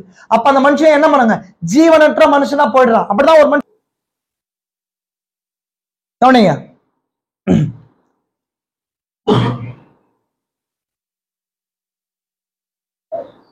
பாருங்க. இவ்விதம் ஒவ்வொரு பூச்சியும் சபை தின்று போட்ட முடிவில் அடிமரம் மாத்திரம் மீந்திருந்தது. கவனிங்கள், ரோமர்கள் விட்டதை ஸ்தாபனத்தார் தின்றனர், லுத்ரங்கள் விட்டதை மெத்தோடிஸ்டுகள் ஸ்தாபனத்தார் தின்றனர், மெத்தோடிஸ்டுகள் விட்டதை பெந்தகோஸ்த ஸ்தாபனத்தார் தின்றனர். முடிவில் அடிமரம் மாத்திரமே எஞ்சியுள்ளது. அதாவது ரெண்டு வகையா இந்த இடத்துல பிசாசு கிரியை செய்யறான். ஆல்ரெடி உங்களுக்கு சொல்லிட்டேன். ஒரு மனுஷனுக்குள்ள எப்படி கிரியை செய்யறான்றது சொல்லியாச்சு நான். ஒரு மனுஷனுக்குள்ள எப்படி ரட்சிப்பை இழந்து போறான், இல்ல தேவனை விட்டு பின்வாங்கி போறான்றது சொன்ன. சபையில எப்படி நடந்துச்சு அப்படின்ற காரியத்தை தான் நான் சொல்லிட்டு இருக்கிறேன் இப்போ.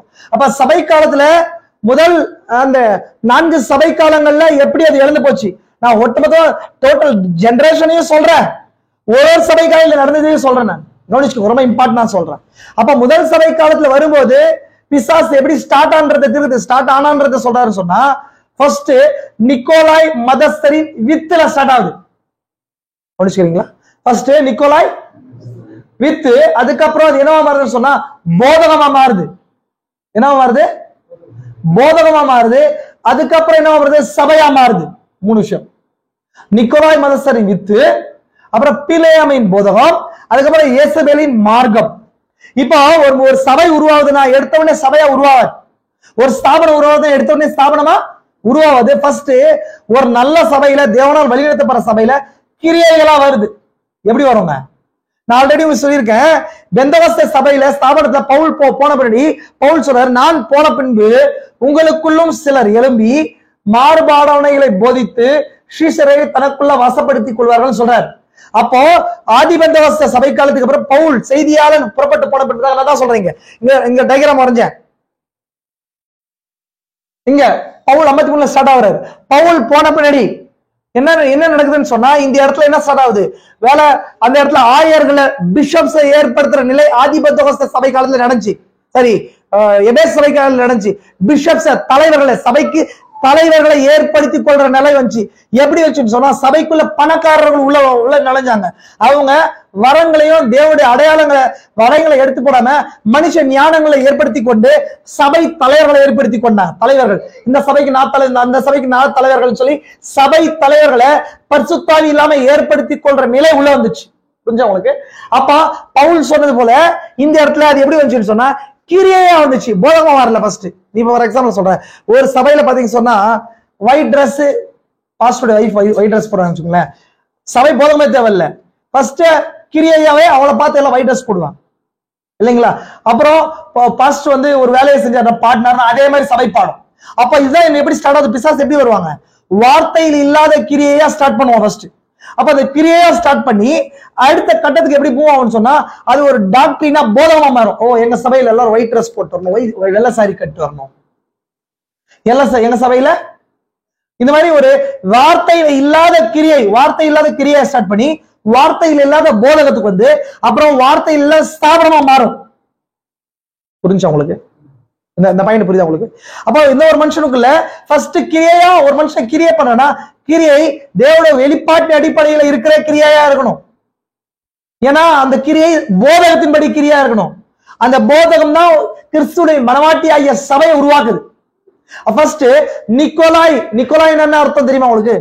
நிக்கோலாய் என்ற வார்த்தைக்கான அர்த்தம் மேற்கொள்ளுதல் அர்த்தம். நிக்கோலாஸ் சொன்னா சபையை மேற்கொள்ளுதல் அர்த்தம். அப்ப ஃபர்ஸ்ட் எபேசு சபை காலத்துல வெள்ளை குதிரை புறப்பட்டு வந்துச்சு. வெள்ளைக்கு எதுக்கு அடையாளமா பாக்குறோம்? நம்ம பரிசுத்தத்துக்கு அடையாளமா பாக்குறோம். அப்ப எடுத்த உடனே அவன் வந்து என்ன அட்டாக் பண்ண கிடையாது, எடுத்த உடனே வந்து உபத்திரத்தை கொடுக்க கிடையாது. டிசப்ஷன், டிசப்ஷன் என்ன அர்த்தம்? டிசப்ஷன், டிசப்ஷன் சொன்னா வஞ்சிக்கிறது. வஞ்சிக்கிறது எப்படி வஞ்சிக்கிறான்னு சொன்னா, பரிசுத்தா வெள்ளை குதிரை அப்படின்னா வெள்ளைன்னு போது பரிசுத்தாவிக்கு அடையாளமா நம்ம பாக்குறோம். இவன் முதலாவது குதிரையில வெள்ளை குதிரை மேல ஏறி இருக்கிறான். அவங்க கருத்துல என்ன இருக்குது? வில் இருக்குது, அம்பு இல்ல. அப்போ பிசாசு என்ன பண்றான்னு சொன்னா, வெள்ளை குதிரை மேல வரும். வெள்ளை குதிரை எப்போதுமே ஒரு மிருகம். வேதத்துல எதுக்கு அடையாளமா பாக்குறோம்னா, வல்லமைக்கு அடையாளமா பாக்குறோம். ஒண்ணு பரிசுத்தாவி, ரெண்டு வல்லமைகள் இருக்குது. ஒண்ணு தேவனுடைய பரிசுத்தாவி, இல்லைன்னா அந்தி கிறிஸ்துடைய ஆவி, இல்லையா? ஒண்ணு கிறிஸ்துடைய ஆவி, இல்ல அந்தி கிறிஸ்து ஆவி. அப்போ இந்த வெள்ளை குதிரை இது வெள்ளையா இருக்குது அப்படின்னா இது ஒண்ணு பரிசுத்தாவியா இருக்குது, பரிசுத்தாவி மாதிரி இருக்குதுன்னு சொல்லி புரிஞ்சு கொள்றோம். ஆனா அவன் மேல ஒருத்தன் ஏறி இருக்கிறான் அப்படின்னா அந்த குதிரையை ரைட் பண்ற ஒருத்தர் இருக்கிறான். அந்த அவன் கையில என்ன இருக்குது? வில் இருக்குது, அம்பு இல்ல, இல்லையா? அப்ப யாருன்னு சொல்லி திரும்ப சொல்றாருன்னு சொன்னா அந்தி கிறிஸ்துன்றார். எப்பொழுதுமே அந்தி கிறிஸ்து ஆவியன். அப்ப எபேசு சபை காலத்துல வரும்போது எப்படி வரான்னு சொன்னா, அவன் எப்படி வர கிடையாது, அவன் வந்து உபத்திரவம் கொடுக்குறவன் வர கிடையாது, சபைக்குள்ளுமே எழும்புறான். சபைக்குள்ளே எழும்பி ஃபர்ஸ்ட் அந்த சபையில இருக்கிற கிரியை மூலமா கிரியை செய்யறான். நான் தான் சொன்னேன் ஃபர்ஸ்ட், இல்லைங்களா? நிக்கோலாய் மதஸ்தரின் வித்தின் மூலமா கிரியை செய்யறான். அதுக்கப்புறம் அதே சபையில பிலேயமுடைய போதகத்தை கொண்டு வரான். அதே தான், வெள்ளை குதிரையில தான். அதுக்கப்புறம் எசபேலுடைய மார்க்கத்தை கொண்டு வரான். அதே சபையில தான், வெள்ளை குதிரையில இருக்கிறவன் தான் இந்த மூணு விஷயத்தை செய்யறான். அது 3 சபை காலங்கள்ல நடக்குது. ஒரே விஷயம். எத்தனை சபை காலம் நடக்குது? எபேசு, சிமிர்னா, பெர்கமோ 3 சபை காலங்கள்ல ஒரே குதிரை டிராவல் பண்ணுது. நிறைய பேர் தவறு பண்றாங்க. எபேசு சபை காலத்துல மொத்தம் வெள்ளை குதிரை வச்சு, சிமிர்னா சபை காலத்திலயும் பெர்கமோ சபை காலத்திலயும் சிகப்பு குதிரையை கொண்டு வராங்க. அப்படி கிடையாது, தவறு. ஒரே சபை காலத்துல வெள்ளை குதிரை வந்து 3 சபை காலத்துக்குள்ள வருது. நான் தான் இங்க டிராயிங் போட்டிருக்கேன், கவனிங்க நல்லா. இந்த டிராயிங்கை கவனிச்சுங்க, உங்களுக்கு புரியும். ஃபர்ஸ்ட் சீல் இதான். ஃபர்ஸ்ட் சீல் இதான். வெள்ளை குதிரை லயன் ஏஜ், இல்லைங்களா? இங்க இந்த கீழே பாருங்க. ஒயிட் ஹார்ஸ், வெள்ளை குதிரை டிசெப்ஷன். டிசெப்ஷன்னா என்னங்க? வஞ்சிக்கிறான். எப்படிங்க?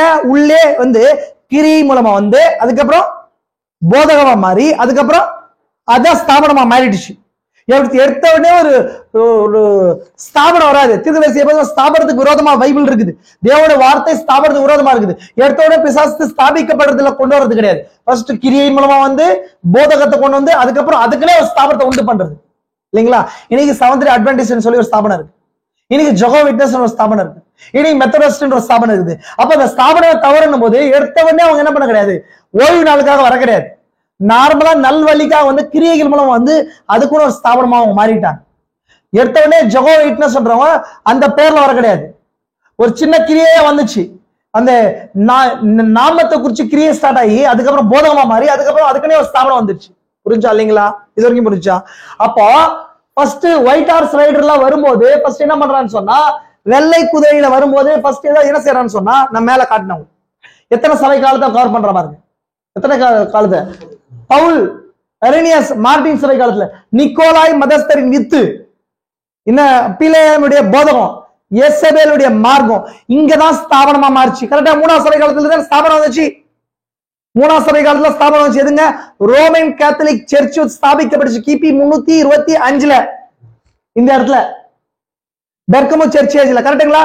எபேசு, சிமிர்னா, பெர்கமோ, நிசாயா மாநாட்டுல ஸ்தாபனம் வந்துச்சு. அப்ப அதுக்கு நடுவுல தான் இந்த வேலை நடந்துச்சு. கரெக்டுங்களா? எது மூலமா?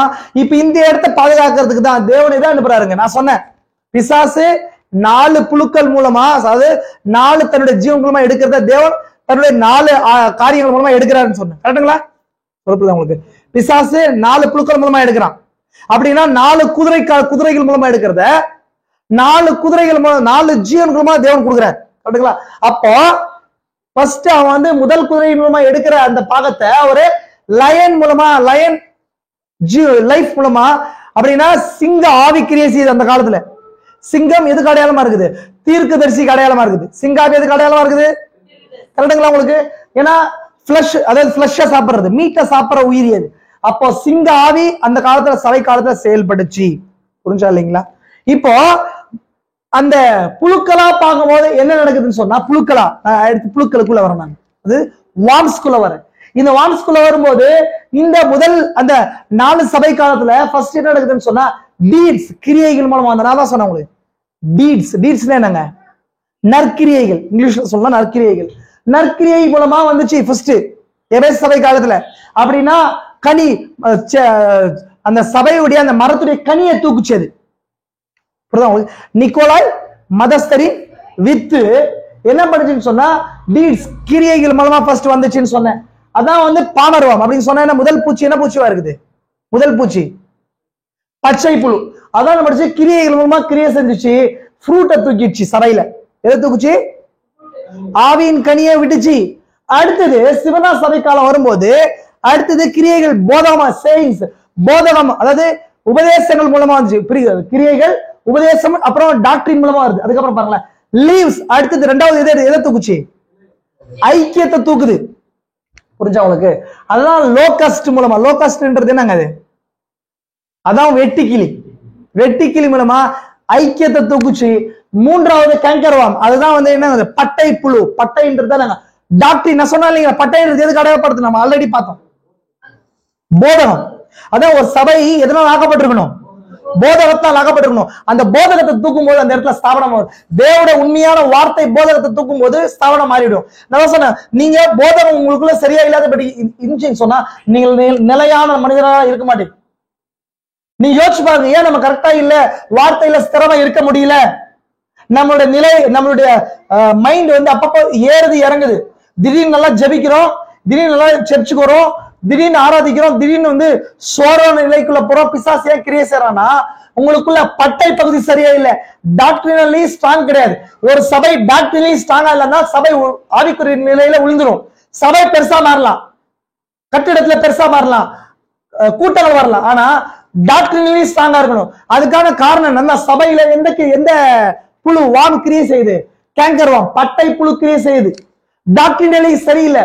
2வது சபை காலத்துல, சிமிர்னா சபை காலத்துல பேச்சுகள், நான் 2வது சொல்றேன், இது கிரியைகள். அதுக்கப்புறம் டாக்டரின் வர்றதுக்கு முன்னாடி 3வது சபை காலம். நான் அதை காட்டுறேன். புரிஞ்சா உங்களுக்கு? இப்ப புரியுது பாருங்க. அப்ப இந்த இடத்துல 2வது சபை காலத்துல என்ன வருதுன்னு சொன்னா, கிரியை, அதுக்கப்புறம் போதகம் வர்றதுக்கு சென்டர்ல சேயிங்ஸ், அப்படின்னா வார்த்தைகளா வருது. புரியுதா உங்களுக்கு? வார்த்தைகளா என்ன பண்ணுது? வார்த்தைகளா வருது. அதுக்கப்புறம் தான் தியாத்ரா, பெர்கமோ தியாத்ரா சென்டர் தான் என்ன வருதுன்னு சொன்னா, டாமினன்ஸ், ஆளுகை அதிகாரத்துக்குள்ள வருது, ஸ்தாபிக்கப்பட்ட மார்க்கம் வருது. ஆல்ரெடி உங்களுக்கு தெரியும் தியாத்ரான்னு சொன்னா என்ன அர்த்தம் சொல்லியிருக்கேன். தியாத்ரான்னா அதிகாரம் செலுத்தும் ஸ்திரீன்னு அர்த்தம். தியாத்ரான்னு என்ன அர்த்தம்? அதிகாரம் செலுத்தும் ஸ்திரீ. எந்த ஸ்திரீ? கிபி 312 325 வந்த பெர்கமோ சர்ச்ல ரோமன் கேத்தலிக், அதுதான் ஸ்திரீ. வெளிப்படை 17 பாக்குற ஸ்திரீ. இந்த ஸ்திரீ தான் 1000 வருஷமா ஆண்டுச்சு. புரிஞ்சா உங்களுக்கு? சபை ஆண்டுச்சு. அப்ப அவன் என்ன பண்ணான்னு சொன்னா, பரிசுத்தாவை எடுத்து போட்டு மனுஷ ஞானங்கள் உபதேசங்கள் ஸ்தாபனம் ஆண்டுச்சு சபையை. புரிஞ்சா உங்களுக்கு? நான் தான் காட்டுறேன் உங்களுக்கு இங்க. அப்போ டாக்டரின் போச்சு. டாக்டரின் போனவன் ஸ்தாபனம் வந்துச்சு. நல்லா பண்ணீங்க. ஸ்தாபனம் இந்த இடத்துல வந்துச்சு. இது மூலமா என்ன? கேட்டர்பில்லர் மூலமா கட்டை, மரத்துக்குள்ள இருக்கிற அந்த கட்டை பகுதி இருக்கு இல்லையா, அதான் வந்து ஸ்ட்ரக்சர். மரம் நிக்கிறது எதுக்குங்க? ஸ்டெம் பார்ட், ஸ்டேக்னு சொல்லுவாங்க. ஸ்டெம், தண்டு. அந்த தண்டு பகுதி என்ன பண்ணிடுது? அரிக்குது. அரிச்சு சொன்னா மரம் என்ன ஆயிடும்? மரம் இல்லாம போயிடும். வேர்ல ஜீவன் இருக்குது. ஃபர்ஸ்ட் கனியை தூக்குறாங்க, ரெண்டாவது தூக்குறான் இலையை தூக்குறான், மூணாவது பட்டை, நாலாவது. அதாவது அந்த மரமா நிக்கிறதுக்கு அந்த உருவம் இருக்கு இல்லையா, மரத்துக்கான உருவம் ஸ்டெம்னு சொல்லுவாங்க இங்கிலீஷ்ல, இல்ல ஸ்டேக்னு சொல்லுவாங்க. அப்படின்னா தண்டு பகுதி இல்லைங்களா, அந்த தண்டு பகுதி தான் ஸ்ட்ராங்கா நிக்க வேண்டிய பகுதி. அதை தூக்குறது தான் அந்த கடைசி 4வது வாம் வருது இல்லையா. பாருங்க, 4வது வாம் இங்க வருது, வாம் வருது. அதான் என்ன பண்ணுது? ஆளுகை கொண்டு வருது, மரத்தை தள்ளிடுச்சு. அதான் முழு டார்க் ஏஜஸ். டோட்டல் மரமே இல்லாம போகுது. டோட்டல் மரமே இல்லாம போயிடுச்சு. பாருங்க, ஃபர்ஸ்ட் என்ன நடக்குது? இது ஃபர்ஸ்ட் 4 சபை காலத்துல இது நடந்துச்சு. நான் என்ன சொல்லிட்டு இருக்கிறேன்? 7 சபை காலங்கள்ல 4 முத்திரைகளை சொல்ல வரல, 4 சபை காலத்துல கிரியை செய்கிற 4 புழுக்களை சொல்றேன், புழுக்களாவே. அதுக்கப்புறம் 7 சபை காலத்துல செய்யற 4 குதிரைகளும் 4 புழுக்கள், அதையும் நான் சொல்றேன் உங்களுக்கு. சொல்றது புரியுதா உங்களுக்கு? நல்லா நல்லா புரிஞ்சுக்கோங்க. நான் சொல்றது இந்த இடத்துல மட்டும் நடக்குது. 4 சபை காலத்துல இங்க நடந்தது. அடுத்த 4 பார்ட்ல திரும்ப ரினியூவல் ஆகுது. நான் சொன்னேன் 7 சபை காலத்துல 4 ஜீவன்கள் கொண்டு போனது, 4 மரண செய்தியாளர்கள் கொண்டு போனது, 4 ஜீவனின் செய்தியாளர்கள் திரும்ப அழிப்பாங்கன்னு சொல்லி திரும்ப சொல்றாரு. நான் நோட்ஸ் வாசிக்கிறேன். நோட்ஸ் ஆல்ரெடி லாஸ்ட் வீக் நான் வாசிச்சு காட்டிட்டாது, நீங்க பாருங்க. அப்போ இந்த 4 செய்தியாளர்கள் அப்படின்றது 4 மரண ஆட்கள்ன்றது இவங்கதான். கவனிங்க. நான் வந்து குதிரைகளா சொல்லும் போது 4 பேர் இங்க இருக்கிறாங்க. 7 சபை காலத்தை எத்தனை குதிரைகள் ஆட்சி செய்யுது? 4 இல்லைங்களா. 1 வெள்ளை குதிரை எத்தனை சபை காலத்தை ஆட்சி செஞ்சுச்சு? 3 சபை காலத்தை. கருப்பு குதிரை, சரி, சிகப்பு குதிரை தியாத்திரா சபை காலத்தை ஆட்சி செஞ்சுச்சு இல்லைங்களா. அதுக்கப்புறம் கருப்பு குதிரை 2 சபை காலம் இல்லைங்களா, அது சர்தை சபையையும் பிலதெல்பியா சபையையும் ஆட்சி செஞ்சுச்சு இல்லைங்களா. அதுக்கப்புறம் மங்கில நிற குதிரை இந்த 7ஆம் சபை காலத்தை ஆட்சி செஞ்சுது. இதுவும் 4 புழுக்களுக்கு அடையாளமா தான் இருக்குது. ஆனா இதே நேரத்துல அதே காலத்துல செய்த 4 ஜீவனின் செய்தியாளர்கள் இருக்கிறாங்க. அவங்கதான் யாருங்க? Lion age, ox age, man age, eagle age. Means சிங்க காலம் ஒரே காலத்துல செய்தி. இது ஆல்ரெடி சொன்னேன். இங்க பாருங்களேன், இது சின்ன நல்ல டீப்பா புரிஞ்சுக்கோங்க. இந்த 4 குதிரைகள் செயல்படுற அதே காலத்துலதான் 4 ஜீவன்களுக்கு கிரியை செய்யுது. 4 குதிரைகள் செயல்படுற அதே காலத்துலதான். ஆனா இந்த நடுவுல வருது பாருங்க, இந்த உபதேச ரீதியான விஷயங்கள். இந்த 7 சபை காலத்திலையும் இந்த ஒட்டுமொத்த மரம் ஃபர்ஸ்ட் 4 பார்ட்ல 4 புழுக்கள் கிரியை செய்து, அடுத்த 4 பார்ட்ல அந்த ஜீவன்கள் மூலமா சத்தியங்கள் கிரியை செய்யுது. இப்ப ஏன்னா இங்க பாருங்க, ஆல்ரெடி சொன்னேன், டீட்ஸ்னா கிரியையின் மூலமாக பாமர்னா என்ன? ஃபர்ஸ்ட் பச்சை புழு மூலமா கிரியை செஞ்சு, கிரியை மூலமா கிரியை செய்யுது. அதுக்கப்புறம் என்னங்க? கிரியை அப்புறம் பிரீச்சிங், பேசுற பேச்சா மாறுது. அப்படின்னா லோகஸ்ட் மூலமா, லோகஸ்ட்ன்றது நாங்க வெட்டுக்கிளி இலைய தூக்குச்சு 2ஆம் சபை காலத்துல, ஆல்ரெடி சொன்னேன். 3ஆம் சபை காலத்துல அது உபதேசமா மாறுது. 3ஆம் சபை காலத்துல நிசாயால உபதேசம் வந்துச்சு. பிதா குமாரன் பரிசுத்தாவின் உபதேசம் வந்துச்சா இல்லையா? போப்புடைய ஆட்சி அங்கதானே வந்துச்சு. புரிஞ்சா இல்லைங்களாங்க? அப்போ 3ஆம் சபை காலத்துல கேங்கர்வாம் தான் எதை கொண்டுச்சு? பட்டைய சாப்பிடுச்சு. அடுத்து டாமினேட்ஸ், அப்படின்னா டினாமினேஷன், ஆளுகை வருது, ஆளுகை செய்யும் ஸ்திரீ வருது. அதான் டார்க் ஏஜஸ் தான் கேட்டர்பில்லர் மரமா ஒட்டுமொத்த 1000 வருஷமா மரத்தை தூக்கி போட்டுருச்சு. நான் தான் ஆல்ரெடி உங்களுக்கு இங்க காட்டினேன் ஆல்ரெடி. இங்க கவனிங்க நல்லா, இங்க வாசிக்கிறேன், இங்க போடுறேன், கவனிங்க நல்லா.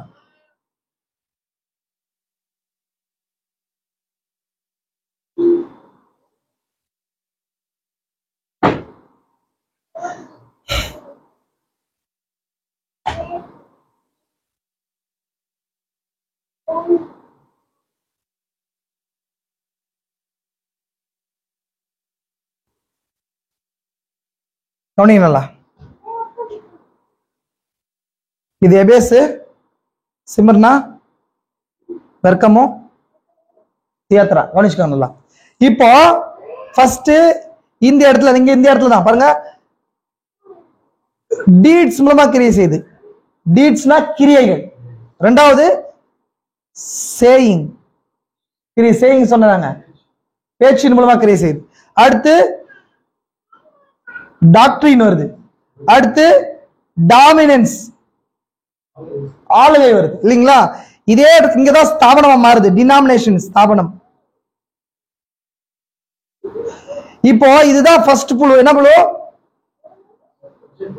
பச்சை புழு. ரெண்டாவது வெட்டுக்கிளி. அப்புறம் கட்டைப்பூச்சி. அதுக்கப்புறம் பச்சை கிளி. இப்போ இந்த இடத்துல என்ன போகுது? ஃபர்ஸ்ட்னா ஃப்ரூட், கனிகள் போகுது. ரெண்டாவது பகுதியில் என்ன போகுது? லீவ்ஸ் போகுது. மூணாவது என்ன போகுது? பட்டை, பார்க், பட்டை போகுது. நாலாவது என்ன போகுது? ஸ்டெம். ஸ்டெம் இல்லனா ஸ்டேவ்ஸ் சொல்லுவாங்க, ஸ்டாக்னு சொல்லுவாங்க. ஸ்டாக் இல்லனா ஸ்டெம். இந்த பகுதி போகுது இல்லையா? இப்ப இது போன உடனே ஒட்டுமொத்தமா இந்த இந்த இடத்துல இல்ல, இதுதான் வந்து உண்மையான சபைகள் இல்லைங்களா? இந்த ஃபர்ஸ்ட் பார்ட் நான் காட்டினேன் உங்களுக்கு. இந்த ஃபர்ஸ்ட் பார்ட் தான் உண்மையான சபைகள். இந்த செகண்ட் பார்ட் தான் அந்த சபைகளை கிரியை செய்கிற புழுக்களும் ஆவிகளும். புரிஞ்சா உங்களுக்கு? இப்போ ஃபர்ஸ்ட் நாள்ல ரிட்டர்ன் ஆகுது, அடுத்த நாள்ல தேவன் திரும்ப கொடுக்கிறார். இப்ப இந்த இடத்துல என்ன வருது பாருங்களேன். அடுத்த நாள்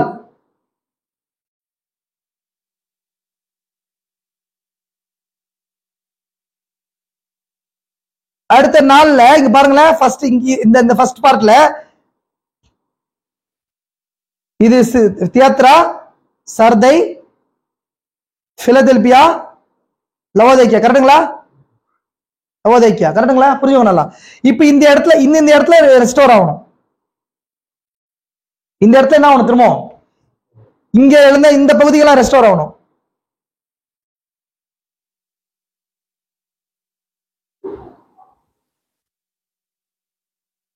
திரும்ப இந்த இடத்துல ரெஸ்டோர் ஆகுது.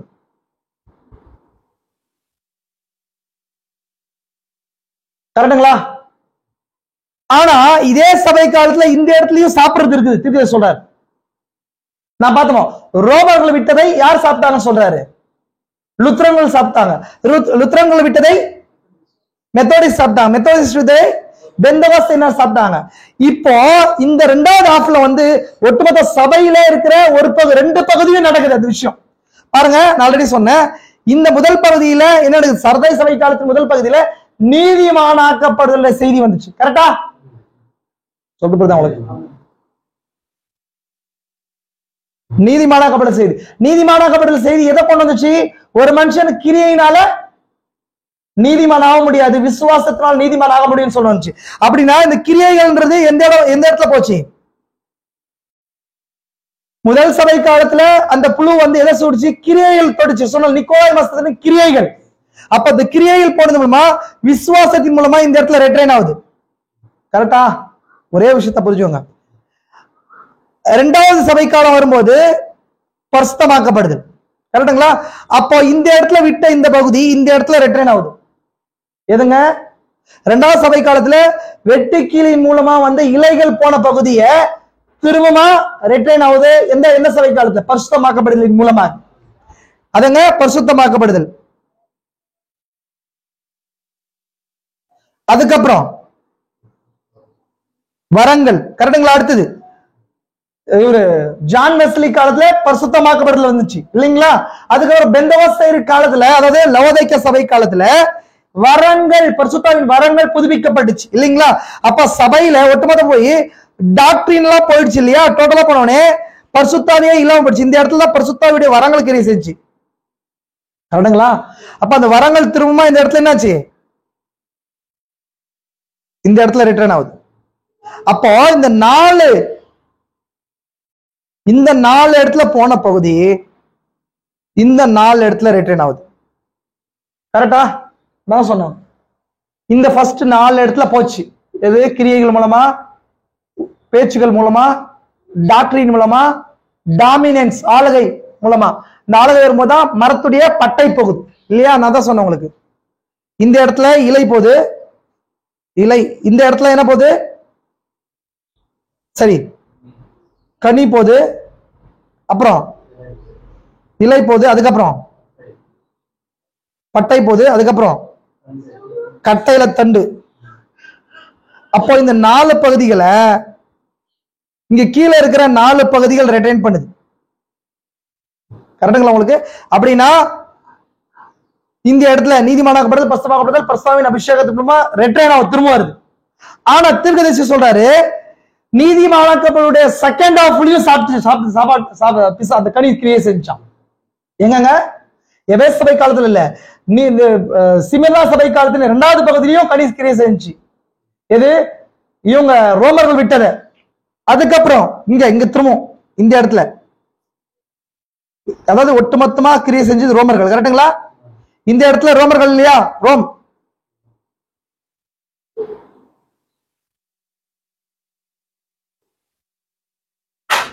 கரெக்டுங்களா? அப்ப இந்த பார்ட்ல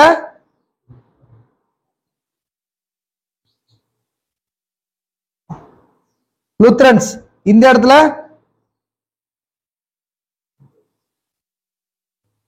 மெத்தோடிஸ்ட்,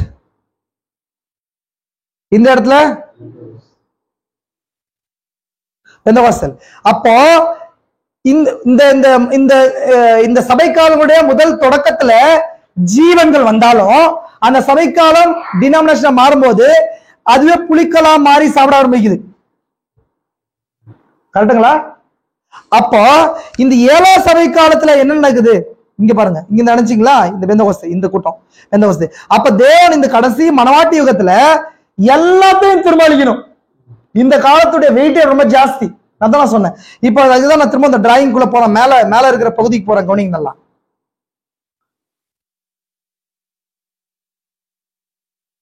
புரிஞ்சா உங்களுக்கு? இப்ப பாருங்க, உள்ள வாங்க. இப்ப என்ன ஆகுதுன்னு சொன்னா, எல்லாம் கொடுத்தாச்சு. கொடுத்த உடனே லுத்ரன் காலத்துல, லுத்ரன் சபையின் காலத்துல தேவன் ஜஸ்டிபிகேஷன் என்னங்க? நீதிமானாக்கப்படுதலின் மூலமா பிளேட்னா இலை அமைப்பை கொண்டு வர்றாரு. இலை இருக்கு இல்லையா? இலை எப்படி பிளேடுன்றது எதை சொல்லுவாங்கன்னா, இதான் பிளேடுன்னுவாங்க.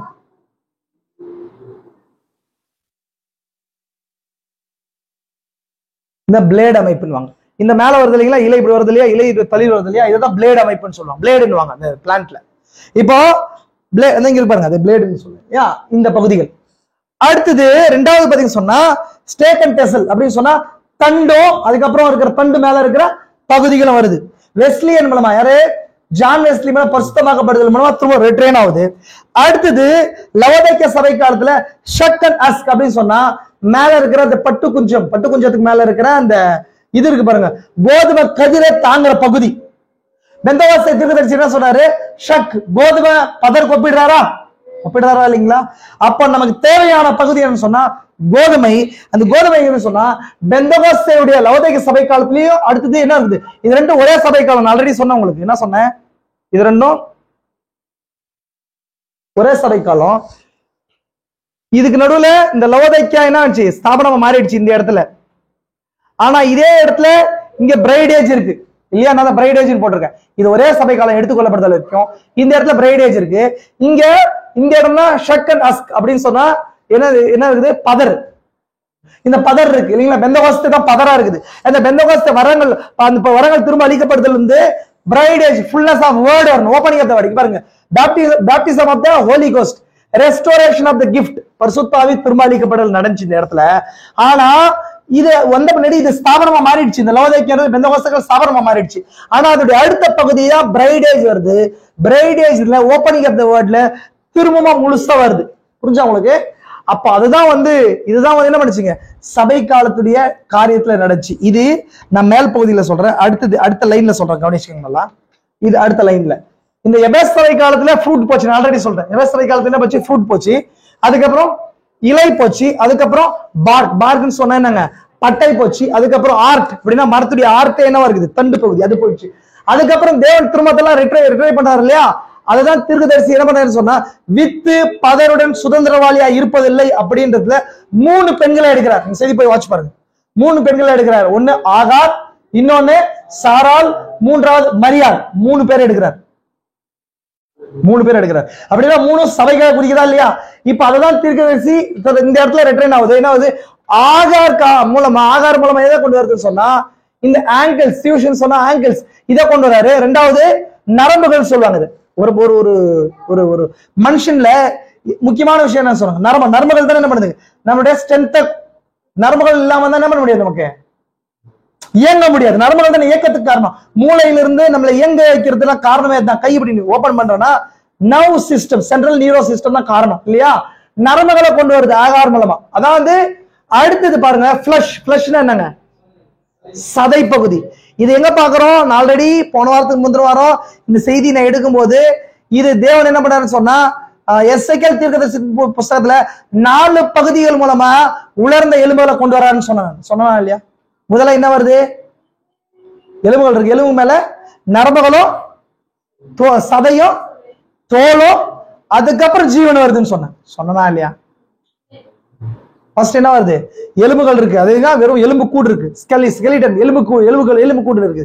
அதுக்கு மேல நரம்புகள் வருது, அதுக்கப்புறம் சதை வருது, அதுக்கப்புறம் தோல் மூடணும். அதான் வந்து பார்க் பகுதி, மேல மூடுற பகுதி. அதுக்கப்புறம் தான் ஜீவன் வரணும். அப்ப தேவன் எப்ப 2 முறை தீர்க்கதரிசன உரைன்னு சொல்லி எசேக்கியேல் கிட்ட சொல்றாரு. முதல் முறை தீர்க்கதரிசனம் வைக்கும் போது என்ன வருது? நரம்புகள் வருது, அதுக்கப்புறம் ஃபிளஷ், மாம்சம் வருது, அதுக்கப்புறம் என்ன வருது? மேல தோல் வருது, அதுக்கப்புறம் எகைன் தீர்க்கதரிசனம் உரைக்கும் போது மேல ஜீவன் வருது. இதுதான் நான் இங்க காட்டுறேன், இந்த சபை காலத்துல காட்டுறேன் இல்லைங்களா? என்ன நடக்குது? இந்த இடத்துல வந்து நரம்புகள் வருது. ரெண்டாவது வந்து இந்த ஜான் வெஸ்லி மூலமா என்ன வருதுன்னு சொன்னா, அந்த காலத்துல என்ன நடக்குதுன்னு சொன்னா, என்ன நடக்குதுங்க? ஃபிளஷ், மாம்சம் வருது. அதுக்கப்புறம் ஸ்கின், பெந்தகோஸ்தே காலத்துல ஸ்கின் வருது, ஒரு மனுஷனுக்குள்ள கிரீஸ். அதுக்கப்புறம் நம்ம காலத்துல தான் ஜீவன் வருது, கிறிஸ்துடைய ஜீவன் புதுசா வருது. ஏன்னா இந்த இடத்துல ஒரு தீர்க்கதரிசன உரைத்தல் இருக்குது, இந்த இடத்துல ஒரு தீர்க்கதரிசன உரைத்தல். எசேக்கியேல் தீர்க்கதரிசன புத்தகத்தின்படி, மனுபுத்திரனே நீ பள்ளத்தாக்குல போ, எலும்புகள் இருக்கிற நிறைந்த பள்ளத்தாக்குல போ, அங்க தீர்க்கதரிசன உரைன்னு சொல்லப்படுச்சு. அப்ப முதல் தீர்க்கதரிசனம் உரைக்கும் போது நரம்புகள் உருவாச்சு, மாம்சம் உருவாச்சு, தோல் உருவாச்சு, ஆனா ஜீவன் வரல. எகைன் இந்த இடத்துக்கு வரும்போது ஜீவன் வர்றதுக்காக திரும்ப உரை அப்படின்னா உரைக்கப்பட்ட வார்த்தை திரும்ப வரும்போது கிறிஸ்துடைய சொந்த ஜீவன் திரும்ப வருது இல்லையா? இதே இடத்துல எசேக்கியேல் தீர்க்கதரிசன புத்தகத்துல அவர் இடத்தை காட்டுறாரு. அந்த இடத்துல தண்ணீர் வந்து ஆங்கிள்ஸ் கிட்ட இருக்கு. ஆங்கிள்ஸ் தான் கணுக்கு அளவு நீர் இருக்கு. அப்ப நீர் எப்போதுமே எதுக்கு அடையாளமா இருக்குது? ஜீவ தண்ணீர், பரிசுத்தா வெளிப்படுத்தப்பட்ட வார்த்தைக்கு அடையாளமா இருக்கு ஜீவனுக்கு இல்லைங்களா? அப்போ ஃபர்ஸ்ட் கணுக்கால அளவு ஒரு கூட்டம் இருக்குது, எது? மார்ட்டின் லூதர் காலம் இல்லையா? அதுக்கப்புறம் முழங்கால அளவு ஒரு கூட்டம் இருக்குது, அது என்ன இருக்குது? ஜான் வெஸ்லி காலம். அதுக்கப்புறம் இவங்க பெந்தகோஸ்தே காலத்துல இடுப்பளவு தண்ணீர் இருக்குது. ஜீவ தண்ணீர் எப்போதுமே அந்தந்த காலத்துக்கு கொடுக்கப்படுற சத்தியத்துக்கு அடையாளமா இருக்குன்னு நான் சொன்னேன். ஆனா அதுக்கப்புறம் இன்னும் உள்ள போகும்போது நீ வாட்டர்ஸ் ஆஃப் ஸ்பிம், நீச்சல் ஆழம் அப்படின்னா அந்த தன் ஜீவ தண்ணீர் பரிசுத்தாவியை குறிக்குமானால் பரிசுத்தாவுடைய அளவு கொஞ்சம் கொஞ்சமா தான் வருது. ஃபர்ஸ்ட் பெந்தகோஸ்தே நாள்ல இருந்து வெளியே போன பரிசுத்தாவி கொஞ்சம் கொஞ்சமா உள்ள வராரு. எங்க உள்ள வராரு? மார்ட்டின் லூதர் மூலமா சத்தியத்தை கொஞ்சம் வரும்போது மார்ட்டின் லூதர் கணுக்கால் அளவு பரிசுத்தாவில நினைஞ்சார். அதுக்கப்புறம் ஜான் வெஸ்லி வரும்போது முட்டி வரைக்கும் பரிசுத்தாவில நினைஞ்சார். அதுக்கப்புறம் பெந்தகோஸ்தே கூட்டம் வரும்போது இடுப்பளவு வந்துட்டாங்க அவங்க. ஆனா நீச்சல் ஆழம் அப்படின்னும் போது நம்மளுடைய பலத்தினால அல்ல, தண்ணீர் தானே கொண்டு போறது இல்லையா? இப்போ கணுக்கால் இருக்கும்போது அந்த மனுஷனுடைய அந்த தொடுதல் வந்து நிலத்துல இருக்கும், தாங்குவான், அவனால நடக்க முடியும். ரெண்டாவது முழங்கால வரும்போது அவனால நடக்க முடியும். மூன்றாவது இடுப்பளவு வரும்போது அவனால நடக்க முடியும். ஆனா நீச்சல் போது எல்லாரும் நீச்சல் அடிக்க முடியாது, குழந்தை நீச்சல் அடிக்க முடியாது, வளர்ந்தவர்களும் அவங்க அதுக்கென்று இருக்கிறவர்கள் தான் செய்ய முடியும் இல்லையா? அப்ப அந்த இடம் தான் நீச்சல் ஆழம். அதான் நம்ம நீச்சல் ஆழம் கொண்டு சொல்லுங்க ஆவியான ஒரு பாட்டு பாடுறோமா இல்லையா? அப்போ இது திரும்ப ரெட்ரேன் ஆகிற பகுதி. இது எல்லாமே ஒரே விஷயம் தான், திரும்ப வருது. இதே வந்து ஒண்ணு சகரியாவுல 1 18 26 வருஷம் வரைக்கும் பாத்தீங்கன்னு சொன்னா 4 கொம்புகளை குறிச்சு இருக்கும். அதையும் சொல்றேன். அந்த 4 கொம்புகள் இருப்பாங்க அப்படின்னு சொல்லும் போது சகரியா கிட்ட தேவன் கேட்பாரு, இந்த 4 கொம்புகள் என்னன்னு சொல்லி கேட்கும் போது 4 கொம்புகள் தான் இஸ்ரவேலை சிதறடித்தவங்க அப்படின்னு சொல்லும் போது அடுத்து இன்னொரு 4 தொழிலாளர்கள் வருவாங்க. 4 வசந்த வாசிங்க, நீங்க பார்த்துட்டே இருக்கிறீங்க. வசந்த வாசிங்க, நான் காட்டுறேன். பாருங்க, வாசிங்க வச்சிருக்கேன். நான் என் கண்களை ஏறெடுத்து பார்த்த போது இதோ 4 கொம்புகளை கண்டேன். கொம்பு எப்போது அடையாளமா இருக்குதுன்னு பார்த்தோம். அதிகாரம் வல்லமைக்கு அடையாளமா இருக்குன்னு சொல்லி பார்த்தோம். அவைகள் என்னவென்று என்னோட பேசின தூதனை கேட்டேன். சகரியா கேட்கிறார். அடுத்து அவைகள் என்னவென்று என்னோட பேசின தூதனை கேட்டேன். அதற்கு அவன், இவைகள் யூதாவையும் இஸ்ரவேலையும் எருசலேமையும் சிதறடித்த கொம்புகள் அப்படின்னு சொன்னா, மாம்சரீக யூதா இஸ்ரவேல 4 வல்லமைகள் சிதறடிச்சது. ஆனா ஆவிக்குரிய சபையை 4 குதிரைகளும் 4 புழுக்களும் சிதறடிச்சது. கரெக்டா? போந்துதா இல்லையா? அடுத்தது பாருங்க, நான் இந்த சகரியா புஸ்தகத்தை குறிச்சு எடுக்கணும்னு நான் சொல்லியிருந்தேன். முதல் தர்ஷனமே இங்க நான் முடிச்சிடறேன். அடுத்தது நெக்ஸ்ட் நான் எடுக்கும் போது இதை நான் கன்னியூ பண்ணி எடுத்துட்டு போவோம். ஞாபகம் வச்சுக்கோங்க. இவைகள் யூதாவையும் இஸ்ரவேலையும் சிதறடித்த கொம்புகள். பின்பு கர்த்தர் எனக்கு 4 தொழிலாளிகளை காண்பித்தார். இவைகள் என்ன செய்ய வருகிறார்கள் என்று கேட்டேன். அதற்கு அவர்கள், ஒருவரும் தலை எடுக்க கூடாதபடிக்கு அந்த கொம்புகள் யூதாவை சிதறடித்ததே அவைகளுக்கு பயமுறுத்துவதற்கும் யூதாவின் தேசத்தை பாழாக்கிய கொம்பை எடுத்து ஜாதிகளுடைய கொம்புகளை விழத்தழுவதற்கும் இவைகள் வந்தார்கள் அப்படின்றார். அப்படின்னா ஃபர்ஸ்ட் 4 கொம்புகள் வந்து சபையை தள்ளிச்சு, இந்த 4 பேர் வந்து அந்த கொம்புகளை உடைக்கிறதுக்கு வராங்க. அப்படின்னா கொம்புகளால் இழக்கப்பட்ட பாகங்களை மீட்டு கொடுக்கிறதுக்கு வந்தாங்க. புரிஞ்சுங்களா? எவ்வளவு விஷயம் பார்த்தோம் நம்ம. அப்ப எதுல பார்த்தோம்? 7 சபை காலத்துல பார்த்தோம். 7 சபை காலத்துல முதல் பகுதியில 4 புழுக்கள் கிரி செய்து, அடுத்த பகுதியில 4 புழுக்களும் கிரி செய்து, 4 ஜீவன்களும் கிரி செய்து, 4 சத்தியர்களும் கிரி செய்து, நீதிமானாக்கப்படுதல், பரிசுத்தமாக்கப்படுதல், பரிசுத்த அபிஷேகம், முழு வார்த்தை திருமளிக்கப்படுது. ஆனா 7 சபை காலத்துல 4 குதிரைகள் மேல கிரி செய்து, 4 ஜீவன்கள் கீழே கிரி செய்து. வெள்ளை குதிரை மூலமா அவன் அந்தி கிறிஸ்துவ வரான் இல்லையா? 2வது குதிரை சிகப்பு குதிரையின் மூலமா என்ன பண்றாங்க? சிகப்பு குதிரையின் மூலமாக பெர்சிக்யூஷன் என்ன அர்த்தம்? உபத்திரவத்தை கொண்டு வரான். அதான் தியேத்திர சபை காலத்துல கிறிஸ்துவர்கள் கொல்லப்பட்டாங்க. உண்மையான கிறிஸ்துவர்கள் கொல்லப்பட்டாங்க. 6.8 உண்மை கிறிஸ்துவர்கள் கொல்லப்பட்டாங்க. ரோமன் கத்தோலிக்க சபையெல்லாம் கொல்லப்பட்டாங்க. அதான் பெர்சிக்யூஷன். ஃபர்ஸ்ட் டிசெப்ஷன் என்னங்க? ஃபர்ஸ்ட் வஞ்சிக்கிறது. 2வது உபத்திரப்படுத்துறது. 3வது கருப்பு குதிரையின் மூலமா வரும்போது, கருப்பு குதிரை அவன் கையில தராச பிடித்து வரான். வெளிப்படுத்த விசேஷம் வாசிங்க. அது எதுக்கு அடையாளம்? தராசு எதுல யூஸ் பண்ணுவாங்க? இதுல யூஸ் பண்ணுவாங்க வியாபாரத்துல, பொருளாதாரத்துல. அப்படின்னா சபைக்குள்ள வியாபாரம், பொருளாதாரம். அதாவது ஆத்மாக்களை விற்கிறது வாங்குறது.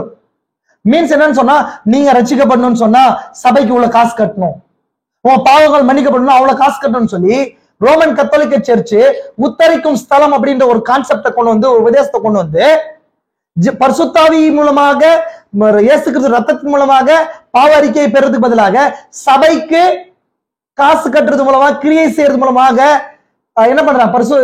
மன்னிப்பா பெறலான்னு சொல்லி பொருளாதாரத்தை சபை பெருக்குச்சு. அந்த மாதிரி உத்தரிக்கும் ஸ்தலம் அப்படின்ற உபதேசத்தின் மூலமாக அந்த பாவரிக்கை சீட்டு வித்தாங்க.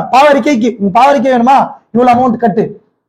அதாவது உங்களுக்கு சத்தியம் தெரிஞ்சு உங்க பெற்றோர் யாரோ மரிச்சிருந்தாங்களா, அவங்க பாவரிக்கை நீ சீட்டு கட்டினா அவங்க பரலோகத்துக்கு போயிடுவாங்க அப்படின்ற கோட்பாடு வந்துச்சு. அப்படி கோட்பாட்டின் மூலமா தான் வந்து அங்க ரோம்ல இருக்கிற பீட்டர் கதீட்ரல் சர்ச், பேதுரு தேவாலயமே கட்டப்பட்டுச்சான் அந்த பணத்தின் மூலமா. அப்போ அந்த குதிரை தான் என்ன, கருப்பு குதிரையின் மூலமா கிரியை செய்யறவன். புரிஞ்சா இல்லைங்களா? முதல்ல டிசெப்ஷன் என்னங்க? வஞ்சிப்பு. 2வது என்னங்க? உபத்திரம், பெர்சிக்யூஷன். 3வது என்னங்க? எக்கனாமிக்கலாக்கு, பொருளாதாரத்துல கிரியை செய்யறவன். 4வது குதிரை மங்கி நின்ற குதிரை. அதுதான் என்னங்க? அதுதான் பஞ்சத்தினாலும் பட்டயத்தினாலும் பூமியின் துஷ்ட மிருகங்களாலும் கொலை செய்யும்படிக்கான அதிகாரம் கொடுக்கப்படுச்சு. ஃபர்ஸ்ட் 3 ஒண்ணு சேர்ந்து 4வது குதிரையில வருது. பட்டயத்தினாலும் பஞ்சத்தினாலும் பூமியின் துஷ்ட மிருகங்களாலும் கொலை செய்யும்படியான அதிகாரம் கொடுக்கப்பட்டுச்சு. நான் தான் காட்டுறேன், இங்க காட்டுற மாதிரி. First deception. இதெல்லாம் வருது வெள்ளை குதிரை மூலமா வந்தது. அதான் என்னன்னு சொன்னேன் உங்களுக்கு, வஞ்சிக்கிறது மூலமா. ரெட் ஆர்ஷன் மூலமாக தியேத்திராவின் சபையின் காலத்துல 6.8 உண்மை கிறிஸ்தவர்கள் கொல்லப்பட்டாங்க. சத்தியத்தை ஃபாலோ பண்றாங்களே அப்படின்றதுக்காக. சபை என்ன சொல்றதோ அதை கேட்கணும், ஸ்தாபனம் என்ன சொல்றதோ அதை கேட்கணும்ன்றதுக்காக. இது 2வது. 3வது பிளாக் ஹார்ஸ், அதாவது கருப்பு குதிரை. அது மூலமாக என்ன நடக்குது? ஃபெமைன்னா ஆவிக்குரிய பஞ்சம் நடக்குது, வார்த்தைக்கான பஞ்சம் நடக்குது. அப்போ மணி மேக்கிங் ஸ்கீம்ஸ் அப்படின்னா வார்த்தை நான் சொன்னேன். ரோமன் கேத்தலிக் சர்ச் என்ன பண்ணுச்சுன்னு சொன்னா, என்ன பண்ணுச்சு, உத்தரிக்கும் ஸ்தலம் கான்செப்டை கொண்டு வந்து உங்க பாவரிக்கைக்கும் பரலோகராஜ்யத்துக்கு போறதுக்கு சபைக்கு பணத்தை கட்டுறது மூலமாக ஒரு சில கிரியைகள் செய்யறதை கொண்டு வந்துச்சு இந்த இடத்துல. புரிஞ்சவங்களுக்கு. அடுத்தது பேலார்ஸ் ரைடர் மூலமாக, பேலார்ஸ் மங்கின குதிரை மேல ஒருத்தர் ஏறி இருந்தா அவன் பேர் என்ன, மரணம்னு சொல்லி பேரான். அவன் பஞ்சத்தினாலும் பட்டயத்தினாலும் பூமியின் துஷ்ட மிருகங்களாலும் கொலை செய்ய வேண்டிய அதிகாரம் கொடுக்கப்படுச்சுதான் இது பேலார்ஸ் ரைடர். அப்போ முதல் சபையின் காலத்துல ரிலீஜியஸ் பவரா கிரியை செய்யறான், இரண்டாம் சபையின் காலத்துல பொலிட்டிக்கல் பவரா கிரியை செய்யறான். அப்படின்னா சபை பேச்ச கேட்கல அப்படின்னு சொன்னா அரசியல் சம்பந்தமா வந்து உங்க வீட்டை ஜப்தி பண்ணுவாங்க. ரிலீஜியஸ்னா சபைக்குள்ள கிரியை செய்யுது, அரசியல் இந்த சபை பேச்ச கேட்கலன்னா உங்களுக்கு சாப்பாட்டுக்கு வேலை கிடைக்காது, எங்கேயும் சாப்பாடு கிடைக்காது, உங்களுக்கு யாரும் விற்க மாட்டாங்க வாங்க மாட்டாங்க, அந்த மாதிரி விஷயங்கள். அதான் பொலிட்டிக்கல் பவர். மூணாவது டிமானிக் பவர், அப்படின்னா பிசாசின் வல்லமை கிரியை செய்யுது டைரக்டா உங்க சரத்துல உங்க குடும்பத்திலயும் பிசாசின் வல்லமை கிரியை செய்யுது. அடுத்தது இல்லைங்களா, அடுத்தது டெவில் இன்கார்னேஷன் அப்படின்னு சொன்னா பிசாசே ஒரு மனுஷனுக்குள்ள கிரியை செய்யுது, நாலாவது வல்லமை. அதான் கடைசியா போப்புக்குள்ள இந்த சபையின் காலத்துல கிரியை செய்வோம், போப்புக்குள்ள கிரியை செய்யுது. கடைசி போப்புக்குள்ளாக எப்படி நான் சொன்னேன், முதலாவது வருகையில தேவன் மாம்சத்துல வெளிப்பட்டார், அதான் தேவ பக்திக்குரிய ரகசியம். கரெக்டுங்களா? தேவ பக்திக்குரிய ரகசியம் யாரும் ஒப்புக்கொள்கிறபடி மகா மேன்மை இல்லது, தேவன் மாம்சத்துல வெளிப்பட்டார் இல்லைங்களா. இன்னொன்னு தேவ பக்திக்குரிய ரகசியம் இருக்குது, அக்கிரமத்தின் ரகசியம் ஒண்ணு இருக்கு. தேவ பக்திக்குரிய ரகசியம் தேவன் மாம்சத்துல வெளிப்படுறது, அக்கிரமத்தின் ரகசியம் பிசாசு மாம்சத்துல வெளிப்படுறது. அதில் முதலாவது வருகையில காணப்பட்டுச்சு இல்லையா. முதலாவது வருகையில இயேசுக்குள்ள தேவன் வெளிப்பட்டார், யூதாசுக்குள்ள பிசாசு வெளிப்பட்டான் இல்லையா. ஒரே சரீரத்துக்குள்ள பிசாசு வெளிப்படுறது முதலாவது வருகையில் நினைச்சு. இரண்டாவது வருகையில் எந்த நேரத்திலையும் திரும்ப தேவன் இன்கார்னேட் ஆகிறார். எங்க இன்கார்னேட்னா தன்னை ஊற்றி கொண்டு ஒரு மனுஷனுக்குள்ள வெளிப்படுறது, சபைக்குள்ள கிறிஸ்து வெளிப்படுறார் முழு வார்த்தையா. அதே நேரத்துல பிசாசு தன்னுடைய பிள்ளைகள் கடைசி போப்பின் மூலமா இன்கார்னேட் யூதாசுக்குள்ள இருந்தது போல இன்கார்னேஷன் ஆகிறா. அதான் 666 விகாரியஸ் ஃபிளைடியை. விகாரியஸ்னா பதிலால் அர்த்தம். அப்படின்னா தேவனுக்கு பதிலாக வீட்டிருப்பது, ஒரு மனுஷனுக்குள்ள வீட்டிருப்பதுன்னு அர்த்தம். புரியுதுங்களா? அதான் சொன்னேன் நானு, டெவில் இன்கார்னேஷன். டெவில்னா பிசாசு, இன்கார்னேஷன் தன்னை ஊற்றிக்கொண்டு வெளிப்படுவது, பீஸ்ட் அதான் மிருகமா இருக்குது. புரிஞ்சா உங்களுக்கு? அப்போ இதே நேரத்துல தேவன் இதே நேரத்துல என்ன எங்க கிரியை செய்றார், மாம்சத்துல வெளிப்படுறார்.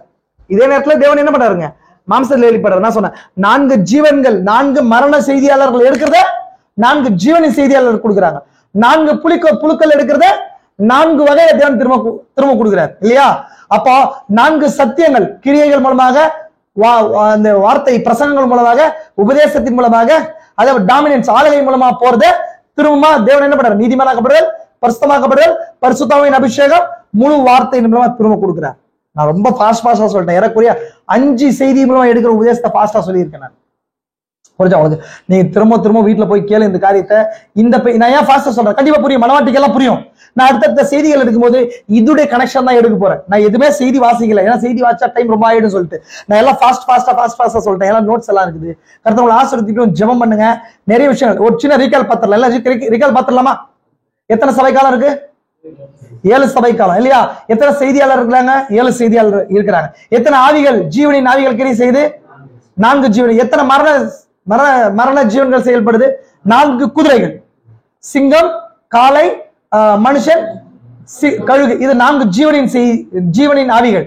4 மரண ஆவிகள் என்ன? வெள்ளை குதிரை, கருப்பு குதிரை, சரி சிகப்பு குதிரை, மங்கினர் குதிரை.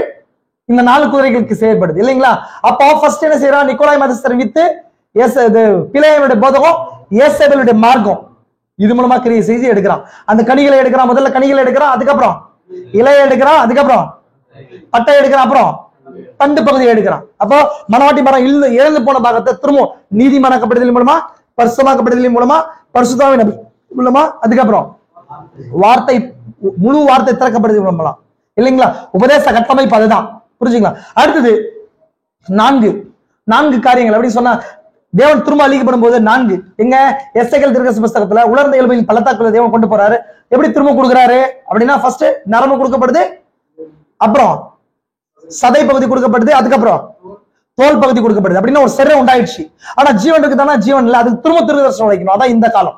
எகைன் ப்ராஃபசைட், திரும்ப ஜீவன் உரைக்கப்படும் போது முழு சரீரமா உருவாகுது. அது அடுத்தது பாத்தீங்க சொன்னா அடுத்த காரியத்தை சொன்ன சகரியா தீர்க்கதரிசி புத்தகத்துல அந்த 1வது வருஷத்துல 4 கொம்புகள் வந்து இஸ்ரேல் சபையை சிதறடிச்சுது. அப்புறம் 4 தொழிலாளர்கள் வந்து எகைன் அந்த சிதறடித்த கொம்புகளை சிதறடிக்கிறதுக்கு வராங்க இல்லைங்களா? அப்ப நம்ம இது எப்படி சபை காலத்துல பொறுத்தலன்னா 4 குதிரைகளை சிதறடிக்கிறதுக்கு 4 ஜீவன்களை தேவன் அனுப்புறார். விசுவாசிக்கிறீங்களா? நான் ஒரு சின்ன ரீகாலா சொல்லியிருக்கிறேன். எகைன் திரும்ப போய் உண்மையா வார்த்தையில ஆழமா நீங்க தெரிஞ்சுக்கணும்னு சொன்னா திரும்ப போய் ஒரு முறை தியானிங்க. ஏதாவது டவுட் இருந்தா தயவு செஞ்சு ஆன்லைன்ல இது பாக்குறவங்களோ கேளுங்க, இல்ல நீங்க ஆன்லைன் போன் பண்ணி கேளுங்க. கர்த்தர் உங்களை ஆசீர்வதித்து எல்லாம் ஜெபிக்கலாம், எல்லாம் ஜெபிக்கலாம். ஸ்தோத்திரிக்கிற ராஜா, நேரம் எல்லாம் கண்களை மூடலாம். கிருபை நிறைந்தவரே பரலோக பிதாவே, எல்லாம் தலைமைட்டுமா தாழ்த்தி ஒப்பு கொடுக்கலாம். கிருபை நிறைந்தவரே பரலோக பிதாவே, இந்த சாயங்காலம் இந்த நேரத்துக்காக கூட நன்றி ராஜா. இந்த நேரத்துல கூட மீண்டுமாய் கர்த்தாவே பிள்ளைகளாய் எங்களை கர்த்தாவே இப்பேற்பட்ட ரகசியங்களுக்குள்ளாய் நடத்தின தயவுகளுக்காய் நன்றி ராஜா. ஒவ்வொரு சபை காலத்திலும் எவ்விதமா இது கிரியை செய்துன்றதை குறித்து பார்த்தோம் ராஜா. மனவாட்டி மரம் எவ்விதமாய் திரும்ப அழிக்கப்படும் என்பதை நீர் செய்தியால் கொடுத்திருக்கிறீர். தனிப்பட்ட வாழ்க்கையில எப்படி திரும்ப அளிக்கப்படுதல்ன்றதை குறித்து கொடுத்திருக்கிற ராஜா.